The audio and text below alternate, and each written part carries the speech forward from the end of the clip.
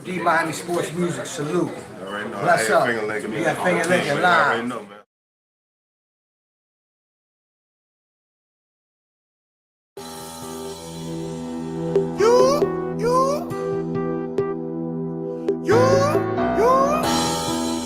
It's Kane over here. Turn over chain, turn over chain, turn over chain, turn over chain, turn over chain, turn over chain, turn over chain, turn over chain. You seen big homie get a fumble, he get a turnover chain. Seen big homie get the pick off, he get a turnover chain, turnover chain, turnover chain, turnover chain, turnover chain, turnover chain, turnover chain, turnover chain, turnover chain. You see the whole crowd going user. We want that turnover chain. See the whole crowd going crazy. We want that turnover chain, turnover chain. Turnover chain is deeper than jewelry, deeper than blink. It's deeper. See, this is our thing, and you as the team is strictly for cake. Invented the swag, you rented and brag, but we want it back. Let me get that. But you can keep the old one, cause we keep something new in the bag. All of these players is hungry, don't come in here thinking it's funny. We aiming for something, rocking the chains when it's sunny. Even when raining or something, we ain't gonna do something. I hope your quarterback don't think it's sweet. The defense will make them take a seat. And if somebody strip the ball out, if somebody get a Cuban link. Now you know how I go with the fans though. We be going wild out in the stands though. If you're not with the team, you're not familiar. If you throwing U's up, you're not familiar. Come on, get loose like a band, trombone. Throw 3 or 5 up, my home. CWA, tell them about it. All the canes going wild when we yelling this out. Turn over chain, turn over chain, turn over chain, turn over chain, turn over chain, turn over chain, turn over chain, turn over chain. You seen big homie get the fumble, he get a turnover chain. Seen big homie get the pick off, he get a turnover chain, turnover chain, turnover chain, turnover chain, turnover chain, turnover chain, turnover chain, turnover chain, turnover chain. You see the whole crowd going user. We want that turnover chain. See the whole crowd going crazy. We want that turnover chain. Who that? So low, so low, deep. So low, so low, so low, deep. It's some canes over here. It's some canes over here.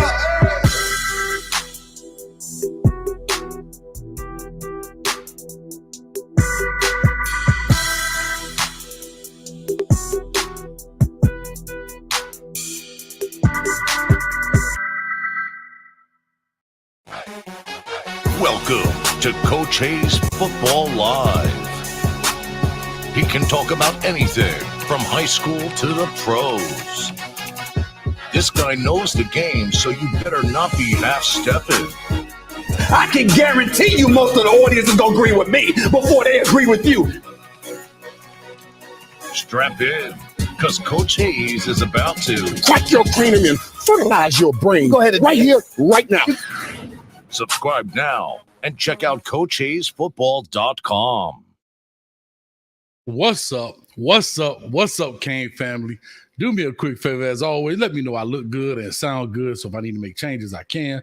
We got a super exciting show today, and it's going to be a big deal, man. Trust me. It's going to be a big deal, but I just want to catch you guys real quick and let me know everything look good and sound good, and we definitely make it happen, man. But anyway, with all that being said, I'm going to just talk a little bit. Real big shout out, man, to Solo D, who allowed us to use his music, man. I tell people this all the time. All you gotta do is go over to Miami Sports Music, MSM, Miami Sports Music, hit the subscribe button. It's free. Take you 2 seconds and make it happen. Also, check out our sponsor for the day. His information is in the description. Mr. Alex Tabio from Certified Home Loans, who sponsored this show, man, has been a big part in the success of this show. So make sure you check him out if you have anything regarding home loans, VHA loan, FHA loans, VA loans, conventional. If you're looking at rental properties, whatever, holler at him. It's a free phone call. That's 305-205-1697.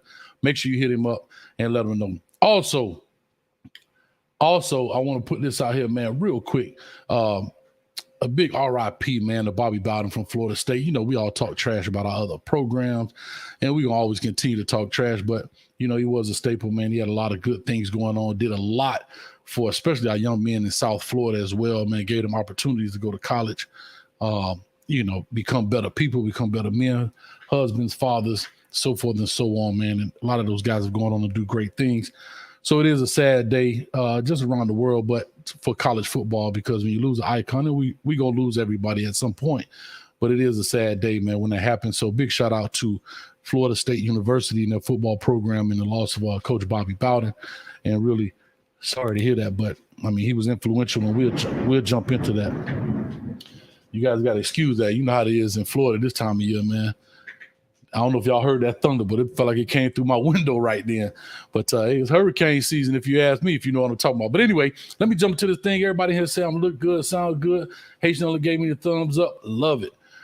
Big time. Look at H.O.F. Always. First comment talking about, oh, this is going to be a good show. Need to prepare a drink and some snacks. I'm loving it. Chucky Kane in the building talking about looking forward to the show. 904 Hurricane, man. He said, hit that like button for Coach. Man, hit it. It's free. Costs nothing, man. Hit that thing up. Coke Dog, finna be a good one. It's going to be a good one, man. We got to start studded lineup. They coming in slowly but surely, but they coming. And Brother Jay Blaze in the building, man. Appreciate you so much, man. Our condolences to your mom. I know she's been ill and you've been taking care of, man, but you always in the building checking in on us, man. Other than that, I got a whole bunch. 863 Kane said, yo, we ready. And Iron Kane says, I was lucky enough to attend the last game that Bowden coached against Miami. That's huge, man. That's big right there, man. And Ben Pratt says, what's up, Coach Hayes and Kane's family? RIP, Coach Bowden. I can't go through all of them. You guys loading it up. Let's make it happen. All right, our first guest today. Let me give you a little bit of backstory on this cat, man. So I get I think it's Instagram or Twitter. I can't remember, but a social, maybe email. I don't know. But I get a call. Hey, this, da. I'm not going to put his name out just yet. I'm like, oh, man, I ain't seen her from this cat in a minute. So end up getting on the phone. We chopping it up. I think we was on the phone almost 2 hours, maybe 2.5 hours, just reminiscing about good old days, times, former player. And we were chopping up, doing a good thing. I'm going to let him tell his own story. But chopping it up, man, I'm so happy. And I actually have one of his pictures. I'm going to pull it out, too, maybe while we in this thing. I'll see if I can pull it out. I got his picture.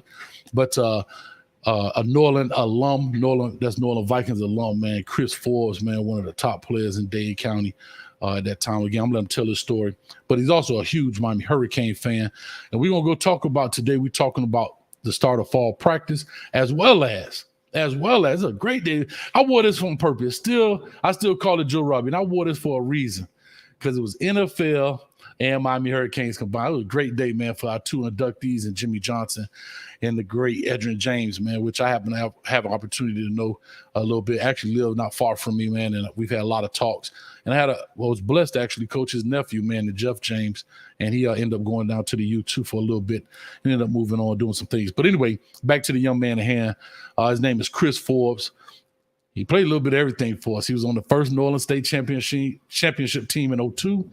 And I want you guys to hear the story, because even though he may not have gone to the University of Miami, you guys get a chance to get an insight on what it's like to be a Division I player and all of the business that goes on behind it, right? And all of that stuff. So without further ado, let me bring in my man, Mr. Chris Forbes in the building. What's up with you, man? Hold on, I got you on mute. I'm sorry. Go for it, man. What's up with you? I'll say, what's up, Coach? Thanks for having me. Love the intro. Anytime, man. You know, you my mans in them, man. You my mans in them. So, Chris, talk to us, man. Look at this. I don't know what this is, but they got Lean Property Solutions. I don't know what that is, but apparently you know you, because he got Forbes with them 3 5 blades. You got 2 less 5s behind. They need to have 2 more on that thing. Because trust me, my man had some wheels, bro. He was one of the smoothest cats in the game. I always told him he had the best 1-2 in the game, man.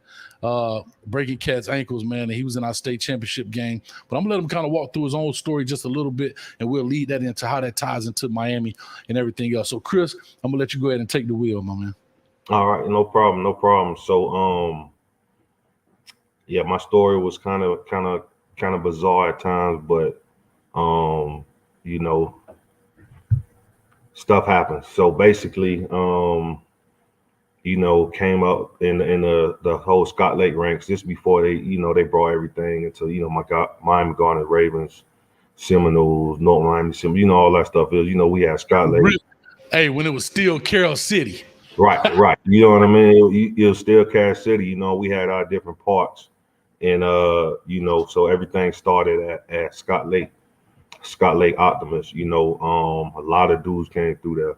During that time. That's also when I met Coach Jack.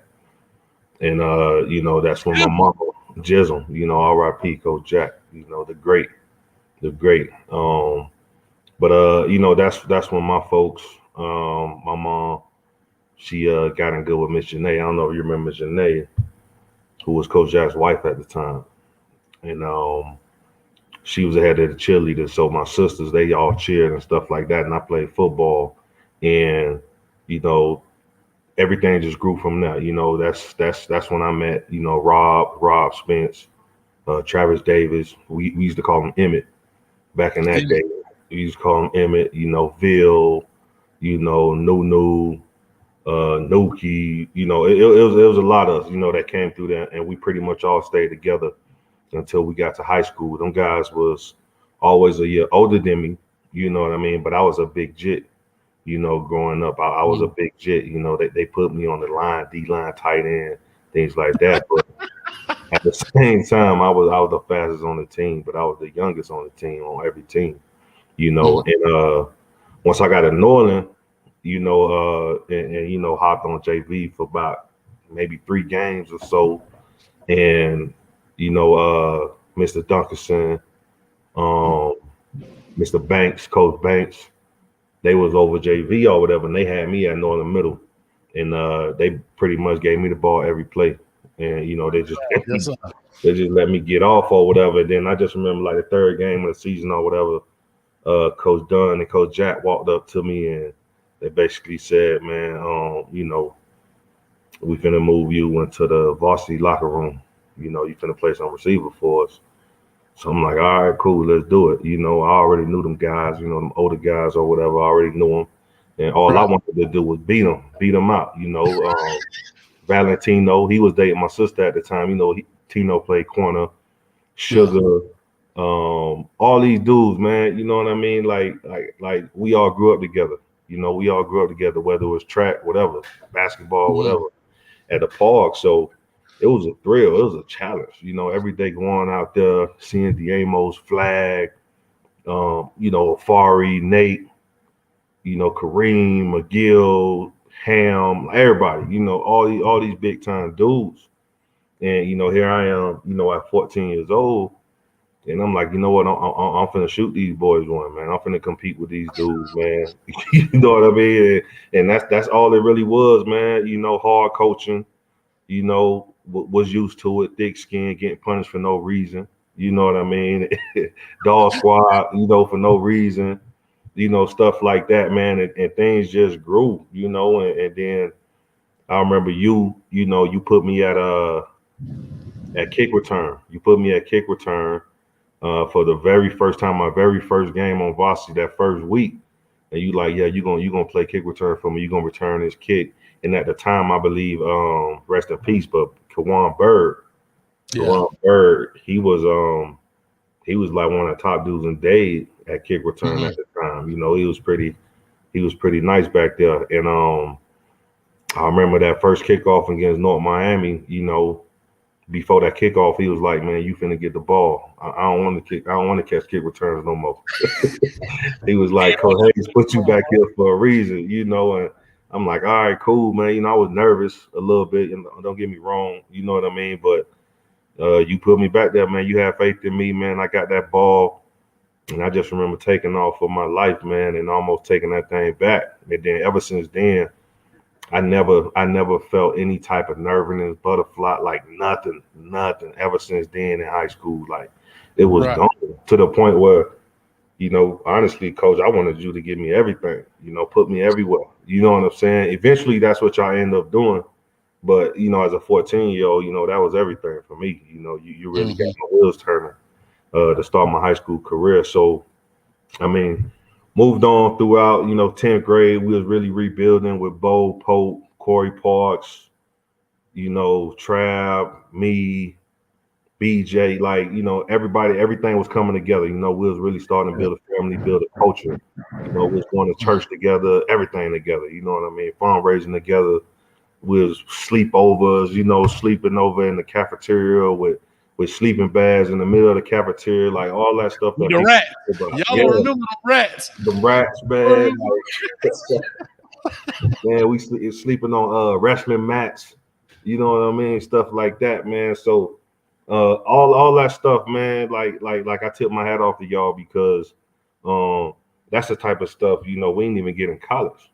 You know what I mean? We didn't get them type of burning experiences, especially with our own coaches. You know, so that led to something special. You know, you moved me to running back. One of y'all moved me to running back.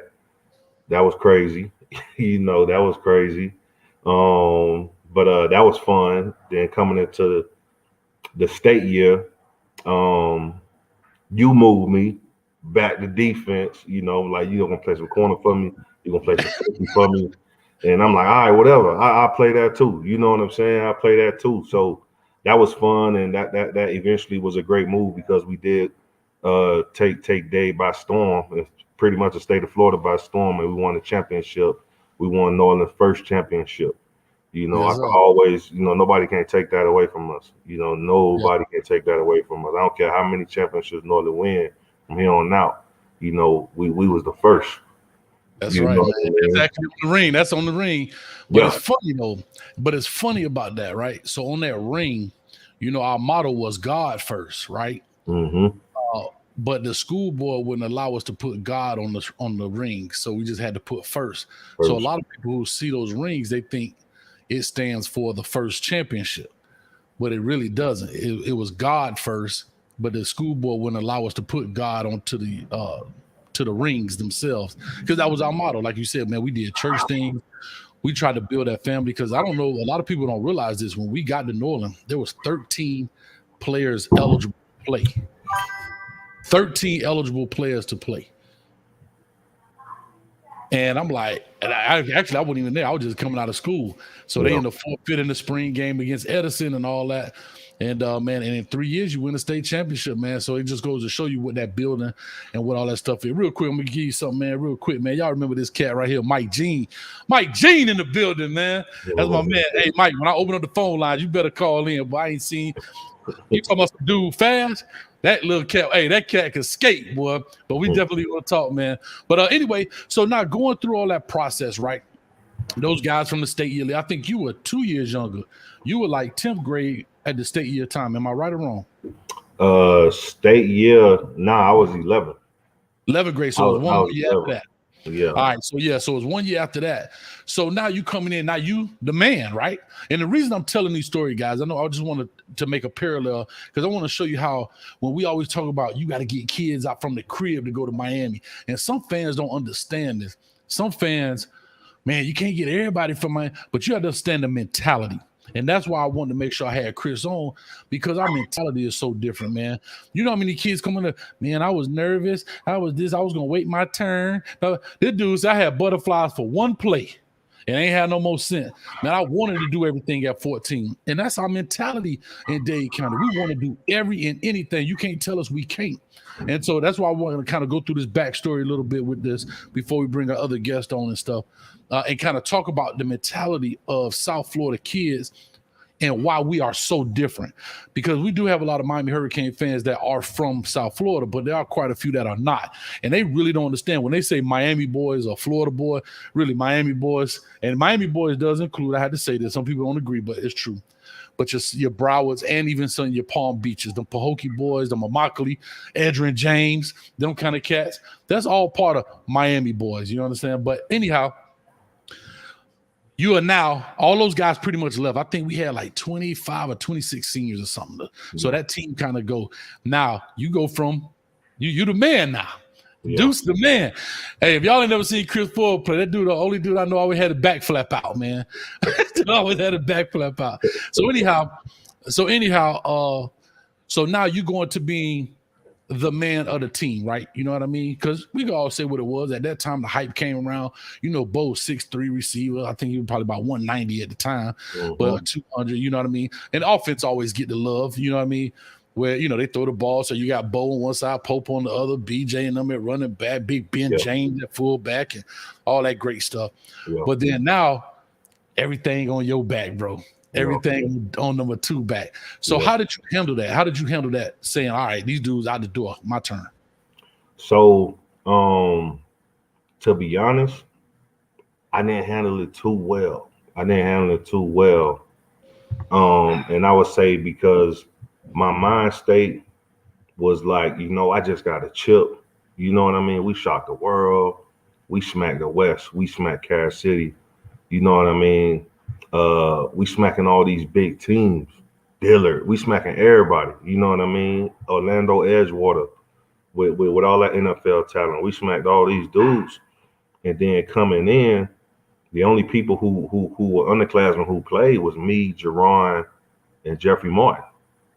As far as like place sufficient time, you know what I'm saying? Either starters or and Garrett White. Oh yeah, Garrett. And the Garrett, them boys was actually 10th graders. Matter of fact, Garrett White, that's him right there in North Carolina. North Carolina and other G unit, man, from who went to Rutgers. Yeah, Gary Watts. Watts. So you know, we only had a handful of underclassmen, you know, that really played like that. So coming in, it was like, all right, cool. You know, you're getting all the accolades, you're getting all the phone calls. You know, all the coaches showing up to the school, you know, all this crazy, you know how that off-season stuff go, man. We going into your senior year.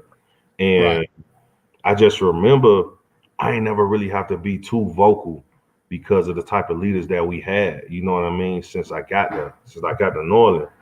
And boom, here we go, 12th grade, and you know, you got done looking at me like, all right, you know, we need to hear you now. You know what I'm saying? Like, we don't need to hear so and so and so. We need to hear you. And that was never my thing. You know, that was never my thing. You know what I mean? So that was something I wish if I could go back, you know, I can go and initiate some of that vocal leadership. You know what I'm saying? Because you had a team, you know, we pretty much reloaded. You know what I mean? We got Vlad and Mike Jeans, the one who on this comment. We got them transferring in from Curly. You know, we reloading. You know, we got Tall Dog, Martin December, the White Evolved. You know what I'm saying? Flukerberry. You know what I'm saying? So we really reloaded, and we really had no vocal leader like that. Right. You know what I mean? We had no vocal leader. We had a bunch of dudes who we was pretty much living off of last year's accomplishments. You know what I'm saying? Getting in free everywhere. You know, this, you know how that go.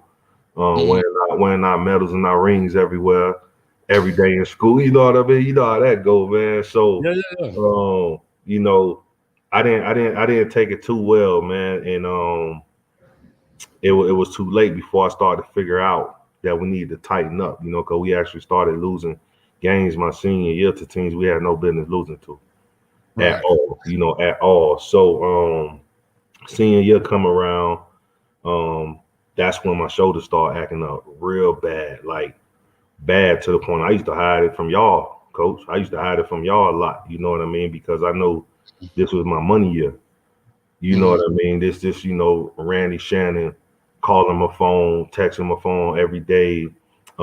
Higgins from FSU at the time calling my phone every day. Shiano at Rutgers calling my phone every day.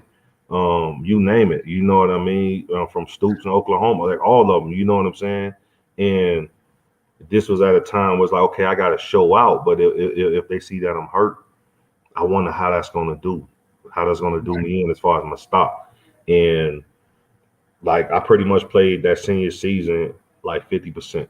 You know, y'all had me at receiver, corner, and safety at the time, you know. And I pretty much played like 50%. Like my close dudes, like Mike knew, Jeff, a lot of the dudes that I was around every day, they knew what I was going through. But I tried to keep it on the wraps, man, because I didn't want anything to crush my dreams. You know, what the dreams that I've had since a kid, growing up at Scott Lake. You know, so senior year happens. You know, we get bounced out the playoffs. Round one against MacArthur. MacArthur. They used to run that doggone. As soon as 87 come in the game, the only time he come in at tight end, he run a corner route. And then, I swear to God, we went over there, played 10,000 times. That boy still scored on that doggone play. And I remember being in the booth, and I gave that, you know, the little aluminum booth. Boy, I gave that thing. Yeah. Man, I say, hey, coach. I say, shut up, man, before I go off in this thing. Yeah, man. So let me ask you this to kind of steer this deal a little bit. Yeah. So we get into that, we get out the playoff. We talked about the recruiting those guys, Randy Shannon. So I know your shoulder was down and so forth. And I didn't know that, right? I just found that out when we talked here the past couple of weeks ago, and that's been 15 years, I guess. So here's the deal, man. So you go into the recruiting process with the Canes. How did they back off of you? So how it happened was after the season, you know, Coach Dunn was coaching the Dave Brower game.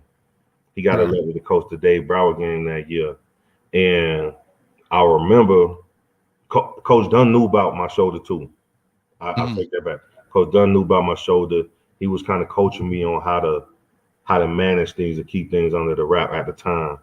And I remember Dave Brower game come around, and you know, Coach Dunn, you know, he picking the dudes from our team that's going to represent Norland at the Dave Brower game. And I remember he called me in there, and he was like, I got to talk to you. You know, I got a jersey with your name on it. You know, you deserve this, all the work you put in for 4 years in this county and in this state, blah, blah, blah.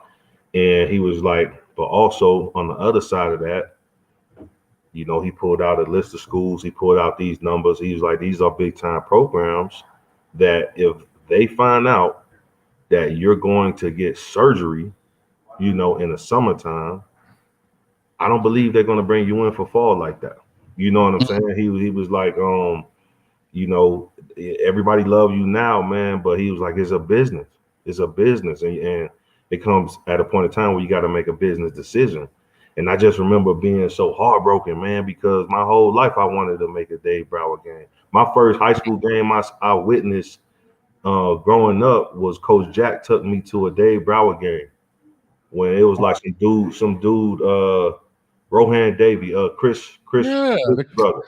Yeah, Chris brother. Yeah. Chris brother was coaching. Man, I was probably like in the 6th grade or something like that. You know what I mean? I just remember like, man, I'm gonna make that game. Like, that ain't nothing. Like, you know what I mean? I'm playing the Dave Brower game. And I just remember Coach Dunn just looking at me like, what you gonna do? He was like, you have to get, you want to go to college, you have to get this surgery. But if you get this surgery, these programs most likely will give you that phone call saying that they're about to move on. And I couldn't believe it because I didn't know the business was like that. I ain't even gonna lie to you, Coach. But I want to give a big shout out to the University of Miami because Coach Randy Shannon and crew, I chose to go with the surgery. You know, I chose the bet on myself and go with the surgery. And I told myself, I remember telling my mama and everybody, if they fall, they fall. You know, wherever I land, I'm gonna represent. You know, it is what it is. You know, and that's what happened. Everybody fell outside of Rutgers, and I want to say Mississippi State. Outside of those two, in Miami, dropped it from a full offer to a partial, which is weird. But yeah, it was weird, man. But they paid for my surgery. They paid for my surgery and rehab, physical check. Everything was on University of Miami campus. Wow, that's awesome, man. Right, even though I didn't sign that. Wow, that's awesome, man. So you get the surgery, all that stuff. You end up signing on to come and kind of push this deal forward. So you end up going to Utah State, man. So here's what I want to say about this, and I'm talking about because I talk a lot about players, and you know I make my suggestions about kind of where I like them to play. Not saying they can't play at certain positions, but you know I know what I'm looking for, and I know what needs to be seen. Prime example. I'm over there licking my chops. I'm defensive coach. I'm like, look how smooth this cat is, but let me go get this dude to play on the back end for me. You know what I'm saying? And that's what I did, you know. And so you end up going to Utah State, signing with Utah State, and you playing. They brought you in as a DB. Yeah. So I was listed as an athlete coming out of Norland, and that was like one of the first or 2 years that they had the whole Rivals and 24/7 ATH. Because before that, they didn't really have stuff like that. They didn't really have the whole ATH thing. So, I came in and they had me at corner. You know, they wanted me at corner, and you know, we get into fall camp, and I want to say like day three of fall camp, coaches bring me in the office and they say, you know what, we need help on offense after day 3 of this camp. We know you play all these positions in Florida. how you feel about moving to running back? We know you played in 10th grade. How you feel about moving in running back to help the team out? And I was like, man, whatever. I don't care. Like, I don't care, man. Like, I felt like I can get off at any position. You know what I mean? Give me the ball. That's cool. That's cool. Give me the ball. You know, I was probably about $185 at the time, you know, and our senior running backs, you know, they was anywhere from 220, 235, 6'1", 6'2", big dude, California cats, West Coast cats. You know what I'm saying? So they moved me to running back. They moved me to running back, and I ended up taking that starting job before week 1 kickoff against Alabama. I got you. So the reason I wanted this backstory, guys, because this is why I want to tie this in. We got 89 in the chat. Y'all do me a favor. Hit the subscribe button. Hit the like button, man. Let's get this thing rolling. The reason I wanted to bring him on to tell that story, excuse me, to tell that story was very simply to say these type of things happen all the time, right? And what I want you to tell me next, was it good or was it a bad thing for you? Excuse me. And the reason I say that is because sometimes, and I know you expressed it when we had our conversation, sometimes when you're younger, you don't see the bigger picture. You know what I mean? So tell me, even though you said that and you want to play and get and all that's great, but was it a good or was it a bad thing for you? So looking at it now, it was a bad thing. It was a bad thing. And the thing is, what I tell people all the time is I never had no true position growing up, even since Optimus. I played a different position every single year of my football life until I got to college. First time I ever played a consecutive year with the same position. You know what I'm saying? And that can hurt you or that can help you, you know, because you're competing against people who've played and mastered that position their whole life. I'm playing running back with dudes who play running back their whole life. You know, I'm playing corner with the corners that play corner their whole life. You know what I'm saying? And you get in college, everybody good. You know what I'm saying? So I'm trying to lock in that corner, and they move me to running back. I'm like, okay, now I got to lock in at running back, and I end up doing my thing. Don't get me wrong. I scored first game of my college career, scored on Alabama. I went nuts, took the helmet, all that. I went crazy, acting a fool. Had the 305 tape everywhere. I was, you know, man, back in them days. You know what I'm saying? Like, hey, hold on, that boy all the way in Utah was some 305 tape on. That's what I'm talking about. I had to represent. Man, coach, I was repping hard. I was repping hard, man. I can't wait to go and do my thing. My brother had recorded it for the fam back home in Miami and everything. So that was cool, you know. In that freshman year, I broke their freshman rushing record. And that was a good season, you know, this and that. But like as the years went on, in my senior year, they moved me to safety. And that was great. That was great, man, because man, coach, you good back there? You hear that thunder? Well, that sound like, hey, like Jeezy say, boy, my crib sound like it got a marching band in it. Well, that thing beating, I thought it was gonna come through the window, man. Hey, but anyway, that was out here. But yeah, they moved me to safety, and you know, at the time, they got me up to about 220, 225, something like that, and I got faster, bigger, stronger, all that. You know how college do you? They feed you that stuff, you know, and it felt natural. It felt real natural, and ever since then, all I can do is think of shoulda, coulda, woulda, right? What if I stayed at DB from freshman year through senior year? You know what I'm saying? And evolve, you know, at the college level. But you know, they needed me at a different position, man, and I'm not gonna say no, you know. Right. So let's talk about this part. And the reason like I said, backstory. So now we on to the point of what I want to talk about. Part of this show is we're going to talk about the Hall of Famers, but we also want to talk about the first practices. What is it like? So because we just started fall practice here for the Miamihurricanes. A lot of people think because some people started last year, they're going to start this year. What do you, from a player side of this deal, because I know what it is from the coach's side, But from the player side of it, what is the mentality? Do you walk in there like, man, look here, I'm good.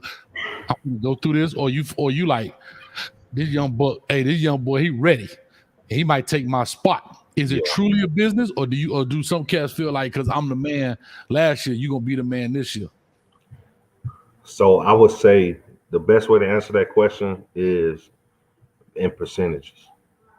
I would say 80%, best man gonna win the job. Is gonna be a lot of hearts broken that count, and a lot of dudes gonna transfer or they're gonna change positions. 20% of it, you do have them dudes on the team that, coaches know what they bring. Coaches know how they coming. You know what I'm saying? That they're the local heroes in the town. That they got the spot on lock. But there's an 80% part of it where the best man gonna win. In them dog days, the best man is gonna win during camp. Right. And the reason I brought that up, because a lot of this is going on right now in regards to when we're looking at our receiver corps for the University of Miami, right? The fan base and a lot of people in the media and everybody else putting a lot on Pope and Harley and those guys. They had the dropsies during the season. I believe it. Please don't quote me, but if I'm right, appreciate it. If I'm wrong, sorry. But I think they were ranked number 1 and 2 for the most drop passes. And that's not a good thing, man, to be on the same team and the 1 and 2 for the most drop passes on the same team, man. Yeah. So do you think those guys looking over their shoulder saying, man, these little young boy like a Brashard Smith, a Romello Brinson, any of these kind of cats that come in and snatch my spot, and I'm looking sick in the face right now, and this supposed to be my extra year, Hey, Coach, I can honestly tell you, if they not thinking that, something wrong with them. Them boys delusional. Because that recruiting class, that receiver class that they brought in with Kobe, Rashard, Melo, Strepo, Coach, them dudes are grown men. My brother coached a couple of them back in Optimus. He told me when they signed like Chris, I'm telling them boys dogs. I'm telling you, man, he said they coming to take spots. So it's funny you brought up Jacoby, right? I was talking to Streeter from Footballville, and he's supposed to come on the show tonight. He's been banging it from Jacksonville. He had a tournament or something in Jacksonville. So hopefully he'll be on here. But he was talking, while we was on the phone, he was saying, this dude like a grown man out there, man. Like he out there snatching stuff out of the air, body look good and everything else. So do you think with the receiving core that we're bringing back, some of the young boys got a chance not to play mop-up time, but to play significant time? The Alabama game, I ain't talking about when we up 21 points and you throw somebody out there to get their feet wet. I'm talking about, hey, boy, let's go get in this fire right now. And I ain't talking about if it happens to be a blowout you throw them. I'm talking about, hey, bro, we up by 3 or whatever. Do you think these guys got enough pushing them to push these guys like that? I absolutely do. Coach, I don't know if you've seen the depth chart for right now entering the camp, but they got Smith, the dude from California. They got him running with the ones with Harley and Rambo. Not Pope, not Wiggins. You know what I'm saying? They got him out there. The Blazer, the dude with the body. Coach, they playing, man. Like, you had so many years to be the man. You were the man at South Ridge, whatever, blah, blah, blah. But it's all about show and prove in Division I football. All about show and prove. Yeah, that's awesome, man. So that's what I'm saying. You look at those type of things. We got some holes in there. I got Streeter. He just pulled up. He in the back room right now. I'm about to say the back seat. He in the back room right now. So I'm gonna get him on in a second. I know that boy probably butt hurt from sitting in that dog. Footballville, Streeter. Yeah, from Footballville. Okay, yeah, Footballville. So anyhow. So when you look at these things, and this is back to what I'm trying to tell people about the University of Miami, going to take 5 years to be elite. Yep. Elite. These young guys are going to push. You understand what I'm saying? They're going to push these cats, and that's going to start showing these other cats that's going to come in. I hope and I pray to God I'm wrong, and I'll be the first one to admit it. But this class that's coming in now, the 22 class coming in now, is going to set the tone for the remainder, right? Now, I don't know if they'll win a natty. Hopefully they do. But if not, they will be the pioneers. And it's always like that in football. They'll be the guys who spark the fire to get the 23, the 24, the 25 class back going. My only hope is that they let Manny Diaz keep his job long enough, because people want something right now, you know, and then now you're back to starting over again and all that stuff. And if Rhett Lashley happens to leave and move on, which they all do, I understand that, he has to be smart and strategic in the person he brings in.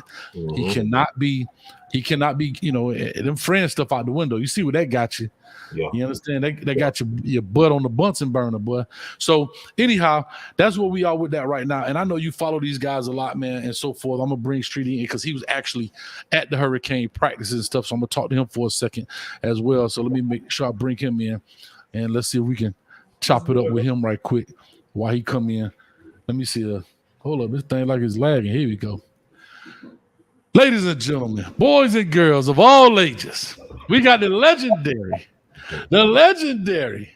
D Street of MILF Hunter in the building. Man, what's up with you, man? Hey, man, I want you to meet my man. You know, he'll New Orleans Viking alumni too, now, Chris. But, I heard Street with the New Orleans.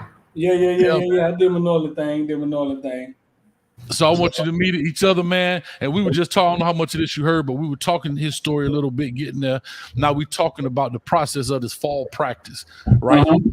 Coming in, the opportunity to about maybe lose your job if you ain't doing it. We were talking about, you know, I guess the headline is not headline, but the bigger story of maybe people possibly losing their jobs would be in the receiving corps, in the Harleys and the Popes and those guys. And he was just saying, who was the young man you said they had, Chris, at one running with the ones? Smith from Cali. I can't remember his first name. Yeah. So Street, let me ask you a question. You've been to the practices, you credentialed. My dog is the media. He got the little fedora with the media thing in his cap up the media. The media. So with all that being said, man, talk to us, man. What have you seen at the practice as well in regards to, because I know you guys were tweeting out kind of play-by-play, this person made great catches or drop passes. Did you see the young guys really making strides, or did you see some deer in headlights out there? No, bro. They listen, bro. The young guys, like I told you, a lot of them I know personally, and I know they're gonna come in and what they're gonna come in and do. Romello making catches, Jacoby George doing his thing. I mean, they're saying some of the best hands on the team. Brashard Smith, I mean, looking super fast out there. Bubba Bowden told you about James Williams. The wide receiver thing, man, we did a whole show on the wide receiver thing. And like, has there ever been two senior wide receivers to come back and just not start? Like, we was trying to figure out, like, has that ever happened anywhere, anyhow? Pope and Wiggins' body looks chiseled, bro. It looked like they've been working. Their body look chiseled, but they're not. They didn't run with the ones, though. When they stopped us from recording, boom, they jumped right into 11-on-11. Jennings was the starting linebacker. You had Keyshawn Smith, Rambo, and Harley. Yeah. So as of right now, and then the thing is, when Keyshawn Smith and Rambo catch that ball, they can catch that ball and they get upfield, bro. Rambo is a very aggressive wide receiver. Keyshawn Smith, yeah, they catch that ball and they get upfield. It look like that's what it's gonna be. Wow. So what's this sixth person? Chris, you chime in if you could let me know. Did I put you on mute? Maybe you muted yourself. You good? Let me know, Chris, because I know you follow them extremely close, man. We got 140 in the chat. Y'all hit that like and subscribe button. Appreciate you. Let's keep this thing rolling. They talked about having a 6-man rotation at wide receiver, right? And sometimes coaches talk that coach talk. You know, that's what we call coach speak. You know what I mean? But do you think that's a possibility, man? Chris, what do you think? Even playing that level, like you've heard that coach talk. Today we're gonna do this, man. You get to practice, ain't none of that happen, man. Nah, I think it's a possibility, man. But you know, we've been so thirsty and so hungry for go-to receivers and receivers that actually play to their stars, right, or play to their potential. You know what I'm saying? To the point where when the season starts, if Rambo, if Keyshawn Smith, if Harley, if they out there doing their thing, we might only be 4 deep. Maybe 5 deep, depending on formations and schemes versus different teams, man. But I mean, 6, 7, 8 deep. I mean, you hash that out there in camp. That ain't too realistic like that unless you old school Texas Tech. All right. Now let me ask you this, Street. You were out there. Were there rotations? Because I know that in practice, and again, we're going to put a lot into the first and second day. Right. I have to be honest with you. Let me take that back. I'm going to retract that statement. At that level in fall practice, you should definitely be able to know where you're heading, and you had a spring. So let me retract that. This ain't high school where, you got a guy that came in the summer and woo-de-woo. You should know. You should be on like install 7 right now, install 8, 9, 10 of your playbook at this point in the game.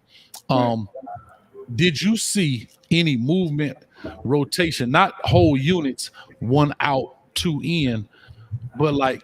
Yeah, I did. Okay.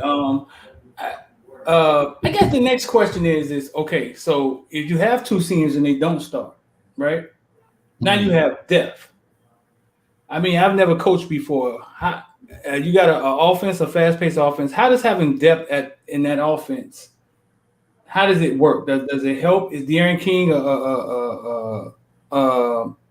a season enough quarterback to where it don't matter who the 6 is, who the 3 out there, who the 4 out there? How does that work? Like can that help? Because you got 2 seniors that come in the game with experience. Creel, I'm gonna let you speak from a player. Yeah. You just speak in general, then I'll tell you what I feel from a coach's standpoint. Yeah, to be honest, with the type of offense that Lashley run, it does help because we run no huddle. Receivers are getting pulled left and right. Sometimes every 5 plays, sometimes every 6 consecutive plays. You know what I'm saying? And it does help because you're bringing in 2 veteran receivers. Yeah, they haven't played to their potential, but those are still valuable bodies. You know what I'm saying? You're not bringing in no scrubs. You know what I'm saying? In a sense, you're not bringing in no scrubs. You're really bringing in like 5 or 6 guys every couple plays, running no huddle, fresh bodies, and you're bringing in guys that know the playbook, man, and that have performed somewhat decent, not no superstars, nothing like that, but somewhat decent. So it does help to have fresh bodies in the offense like that. Yeah. See, I'm thinking that you could, if you just stop spinning it negative, right? You could spin that positive. You could spin that positive in a way if Lashley want to start trick plays or you got some, you know what I'm saying? You got some depth, some real depth. You could do different things. Are they going to come in with their head on right? They look focused to me, bro. They did. They look focused to me. I mean, once you get on the bench, somebody don't tell you on the bench, you better get focused. Mm-hmm. Hey, well, as the saying go, time on the pine do wonders for the mind, brother. That's an old school saying right there. Listen, and that's funny because we're gonna find out what kind of players these guys really are, right? Because at that level, you're trying to take it to the next level, which happens to be the NFL, and now you feel like your pitch count is a little lower because you're not playing. But at the end of the day, you have to ask yourself. You got to look in that mirror, dog. You got to look in that mirror and say to yourself, "I'm the reason I'm on the pine." Right? I'm the reason I'm not here. But then as a coach, this is why I want to kind of respond from a coach standpoint. They have to watch those guys carefully. And I'm not saying they will or won't. I know what happens. Some guys will get so deep in their feelings that they become saboteurs, if that makes sense. Right? They will come in there and they won't do things so hard. They won't, it just happens. Some guys are more emotional than other guys. Some guys don't look at it as a challenge. Some guys look at it as a try. Like, man, they try me instead of saying they challenging me. You know what I mean? And so that's where you got to kind of look at this thing too. Got my man V12 in the building. He going to cut up in a second, but I'm going to bring him on. But I want to finish this last little piece and then we'll bring him on. So Let me ask you this, Trudy. As you're looking at, you were there 2 days. Is that correct? I was there 1 day. The team was there 2 days. I had to go to Jacksonville. Okay. All right. So in that right there, let's talk about the defensive side. Everybody worry about these linebackers, man. What do they look like? The linebackers? See, this is with the linebackers. This is with the linebackers. The linebackers and the running backs. Where they have them, I would have to look at the film and see what we have. Where they have the linebackers and the running backs, you don't see them. Let me give you a picture. It's been 2 years since they let us into practice, right? We walk into practice. You got all the parents lined up, all the media trying to get position, and they say, "Go! You got 4 periods to shoot. Then you're gonna have to stop shooting." Okay. At that point, it's like quarterbacks are right in front of you. The wide receivers are right in front of you. DBs are right in front of you. And it kind of get lost in the sauce. You know what I'm saying? They kind of get lost in the sauce. Like, we'll come back next day, and maybe we get linebackers and running backs tomorrow because they came back the next day, and then they got the running backs. I didn't ask them about the linebackers, but I know Jennings was – when they went 11-on-11, I know Jennings was the starter. You know what I'm saying? But no, we didn't get a good look at linebackers, or no, we did running backs the first day. The second day, they got a good look at the running backs, and they got to look at that. That's interesting. Let me go back. Let me go back real quick to wide receiver. Then I'm gonna keep going, but I did want to say this piece. Here's another thing about wide receivers. You tell me, Chris, you out there ain't caught no balls. There is a rhythm and a chemistry between the quarterback and that. Second, when you're a wide receiver, if somebody's constantly rotating you in and out, do you lose that? Do you lose that? How do I say it? That feeling. I'm in a groove right now, coach. What you taking me out for, bro? I'm riding. What you doing? Like, you know what I'm saying? I'm in the booth, and I'm hitting. I'm riding. Like somebody cut the music over to me. Hey, Biggie Small, do that again. You're like, hold up, coach. I was flowing, dog. You know what I mean? Is that an issue? And then the second thing is, how does a Pope and Wiggins feel if you just a blow guy? I guess I say pause right there. Meaning you give a guy 2 reps and then you come right back out. But I'm a senior and I'm the guy that because he just took a 60-yarder and I'm the guy that run out I run 2 little routes and then they take me back out so he can get back in. How does a person handle that? Chris? Yeah. So coach, what you got to realize too, in an offense like that, their preparation is different than other offenses. Okay. If they're running close to 80 plays a game, somewhere between 60 and 80 plays a game, in practice they're going 120, 140. It's a well-oiled machine. That offenses like that, they're built for that. No huddle offenses, they're built like that. They practice for that. If for example, Pope and Wiggins are coming in because Harley just caught like a 25-yarder, got pushed out of bounds real hard or whatever, they got to hurry up and keep the ball going. Pope, hurry up, get in there, get at the X, right? Get at whatever, they're ready for that, because of that offense. That's just how the offense is ran. That's how they practice it. So as far as the whole rhythm thing goes, in an offense like that, most of them are already in rhythm. They practice it every day. A lot of reps. They're already in rhythm. You know what I'm saying? If a receiver is struggling to get in rhythm in an offense like that, he need to change positions. That ain't for he not picking up the playbook, coach. He not picking up the playbook, man. He not understanding his role. It's the role where you putting them in and out. You getting them in and out, in and out, in and out. When I was at running back, the one thing I hated the most was 2-minute drill, because all we doing is flash, swing. Ain't no subs for us. Legs burning, back burning, out of breath. Man, will somebody just go and kick a field goal or something? But with the receivers, they on the sideline, them boys coming in and out, in and out, in and out, in and out, in and out, and that actually builds a routine momentum. It gets everything going. I got you, man. I ain't gonna leave my man in the back too long because I'm gonna get back to the defense, but it's a great break in action right here. So I'm gonna bring my man in, Mr. V12 in the building. Let's see what he's talking about, man. Y'all boy, hey, y'all know my dog Loose. He probably talking trash right now. Let me see. Boy, what you looking like, bud? What you got on, bud? You looking like one of the 5 heartbeats, bud. Hey, I am Edgerrin James. Yeah, the Edgerrin James jacket on. I am Edgerrin James. With gold teeth and gold jacket. Hey, Hall of Fame number what?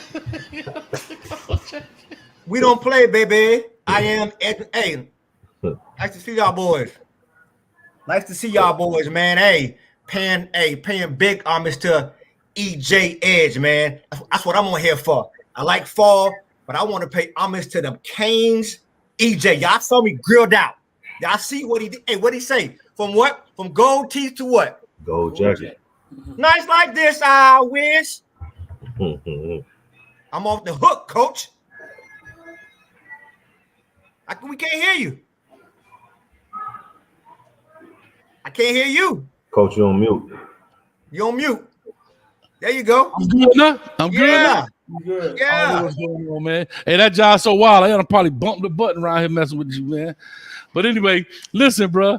You funny because here go the thing, dog. First of all, go give your wife her jacket back, dog.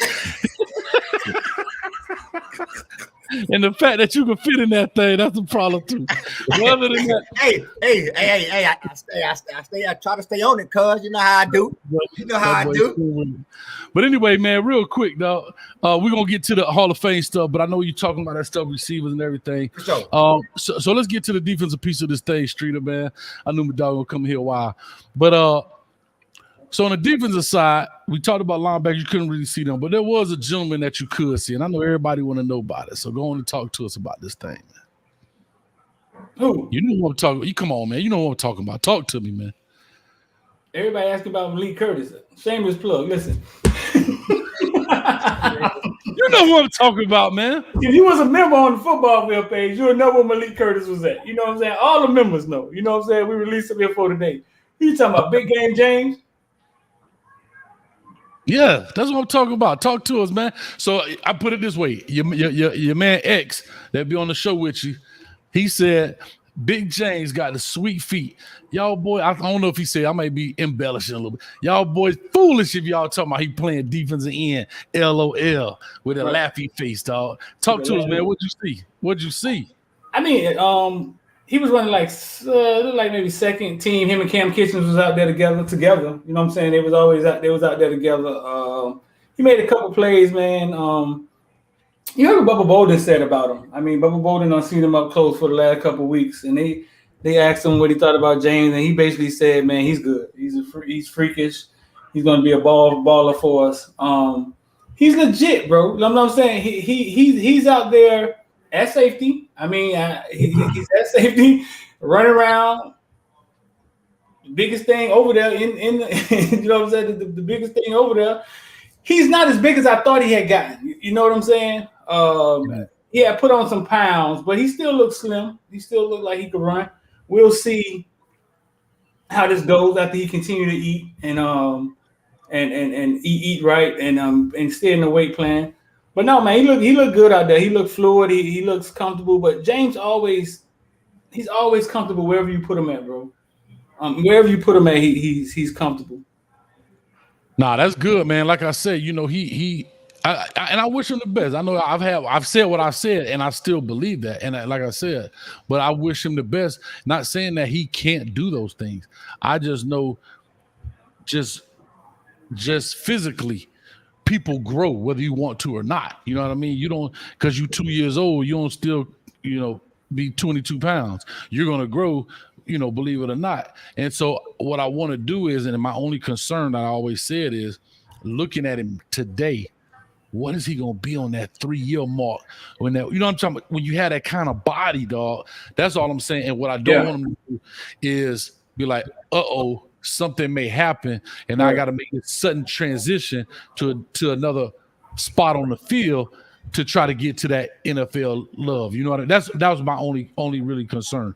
But they say you look fluid, man. I can't wait. Now, you guys, because I'm gonna go into this Hall of Fame stuff in a little bit.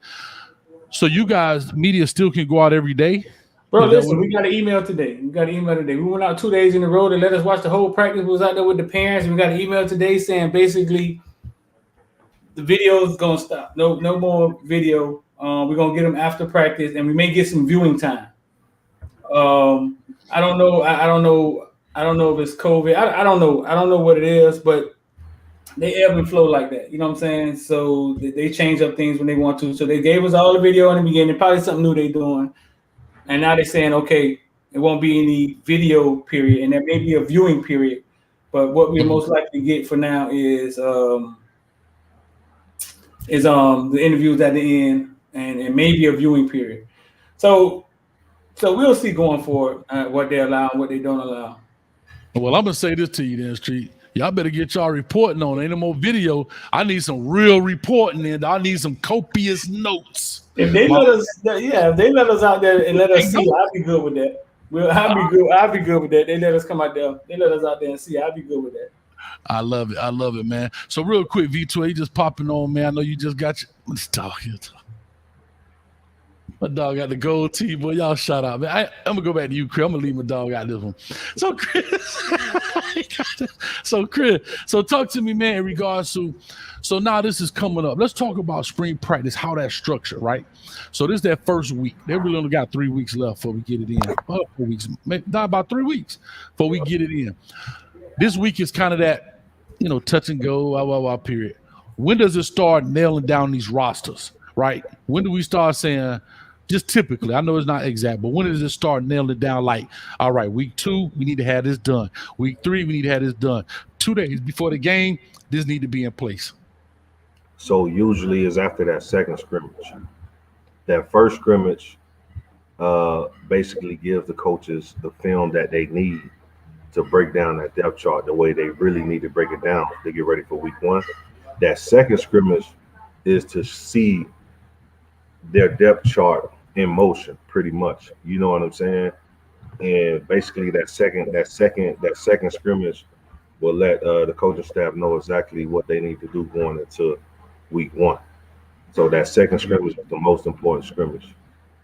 I got you, man. And V12, you've been catching up with it, man. V12, aka Cliff James. I ain't call you Edgerrin. You ain't on the edge. You on the cliff. Cliff James over here, man. So what you been? So how do you taking this practice right now, coming in and everything? Everything sounds good, man. I'm just waiting for the final product to be on the field. I know it's a process, and you guys are pretty much on the ground street, and you guys are pretty much on the ground. You guys are there, and I'm trusting your reporting and what you guys are seeing to make sure that. Take these out to make sure take them out to make sure that that we understand everything. You know what I mean? So hey man, look, I'm with it, bro. I'm with it. You know what I mean? So I'm just happy. I'm just happy that we made some changes all around, and hopefully we look really, really good coming this fall. Good, man. So now, Street, let's talk about this piece real quick as you guys move forward. Like say, looking at those things, and then we're gonna definitely get into EJ and Jimmy Johnson here, man, because I think that's super huge. We got 152 in the chat, man. Let's see if we can get this thing to 200, man. Y'all boys and ladies hit that like button. As soon as I said they went to 151, that's what I'm talking about. But anyway, what I want to find out, because here's my thing, right? As long as the Canes are like this, I ain't gonna lie, I'm okay. You know what I mean? This is what I'm saying that we got to see this year, and you guys tell me how you feel about it. We win the games that we're supposed to win. Okay, we did that last year. This year, I want to see us dominating the games that we're supposed to win. I don't know if we still can take out a 50-50 opponent yet, though. This is part of the process of growing. Let me understand what I mean when I say a 50-50 opponent. A 50-50 opponent means that I might well pull a scab off this thing. Let's say a North Carolina. It better not be no blowout, but I don't know if we can take them over right now. But the game, like a UAB, should be 52-14. App State, I'm just saying those type of games. App State shouldn't be close. Michigan State, 42-21. You know what I mean? Something like that. We need to start dominating the games we're supposed to win, not just win. We should not be in a shootout with North Carolina State this year. Right. You see what I'm saying? Those are the type of things I'm saying. So the 50-50 games, I don't know if we're still good enough to get on top of a UNC. I'm not sure. I can't tell you till we see the product, let's see the maturity, let's see the growth. But how do you guys feel about this upcoming season so far as expectations of what you expect to see when you cut the TV on Saturdays? I think we have an experienced team. We have an experienced team, and that will go a long way. King said the other night, this is the first time he's ever played in the offense 2 years in a row. Bro, if you think about that, bro, that is ridiculous. That is ridiculous. I expect them. I don't know if they take the next step. I think the young kids coming in is the beginning of a few new leaders in the locker room, a few cats that are like, hey man, listen, I'm trying to play now. So I think that's starting. That's starting. And as we see, they're making plays early. But I those 50-50 games, it seems as if North Carolina, bro, has started out recruiting us these last year or two, and now they're whooping us. And I hope that don't become a trend, because then that's just evident right there. You know what I'm saying? Like what's going on? What's going on? I just, what's going to do it for me is if they just stand up to Alabama. You ain't gotta beat them. You know what I'm saying? But don't go out there deer in the headlights. I was talking to Don Chaney there the other night, and he said, you think they're gonna give a good showing? I said, why do you think that? He said, because I hear my son. He said, they're not afraid of Alabama. You know what I'm saying? He's like, they're not afraid of them. But then he just goes to the X's and O's. So I think what you said is right. If the time is now, which it hasn't been, seemed as if ever in the ACC, because if you go look at these records, NC State versus Miami, North Carolina versus Miami, man, you go look at some of those records, man, it's gonna make you cry, man. 10-9, 8-8. You're like, what a minute, man, Virginia. So you know what I'm saying? All right. So time to pull away. We got the best quarterback we had in a long time, best offense we had in a long time. If it's time to pull away, it's time to pull away now. It is time to show the gap between the two teams. But yeah, it's that time. So Chris, what's your take on it? Man, my take on it is I hope they're not going into the game saying let's just hang with them. You know what I'm saying? At the end of the day, you know, a lot of them dudes on the Alabama team play with the dudes that's on Miami's team. You know what I'm saying? It's all about, like Streeter said, X's and O's, and thinking you're gonna win. You can't go in the game saying I just gotta hang with these boys and they're gonna look at us as reputable. You know, like we come, man, go in there and try to beat them. You know, go and try to beat them, man. That's Miami football. You know what I'm saying? That's Miami mentality, man. Like I can't wait to play these type of big games because I'm gonna go in there and try to beat them boys. You know what I'm saying? If I don't beat them boys, just my mentality alone kept me in the game. You know what I'm saying? My mentality alone kept my foot on the gas. You know, instead of going in there just trying to survive. You know, that trying to survive is gonna get you blown out on national television. That's right. I agree with that. V12, talk to her. Hey, we got a big test coming up. You know what I mean?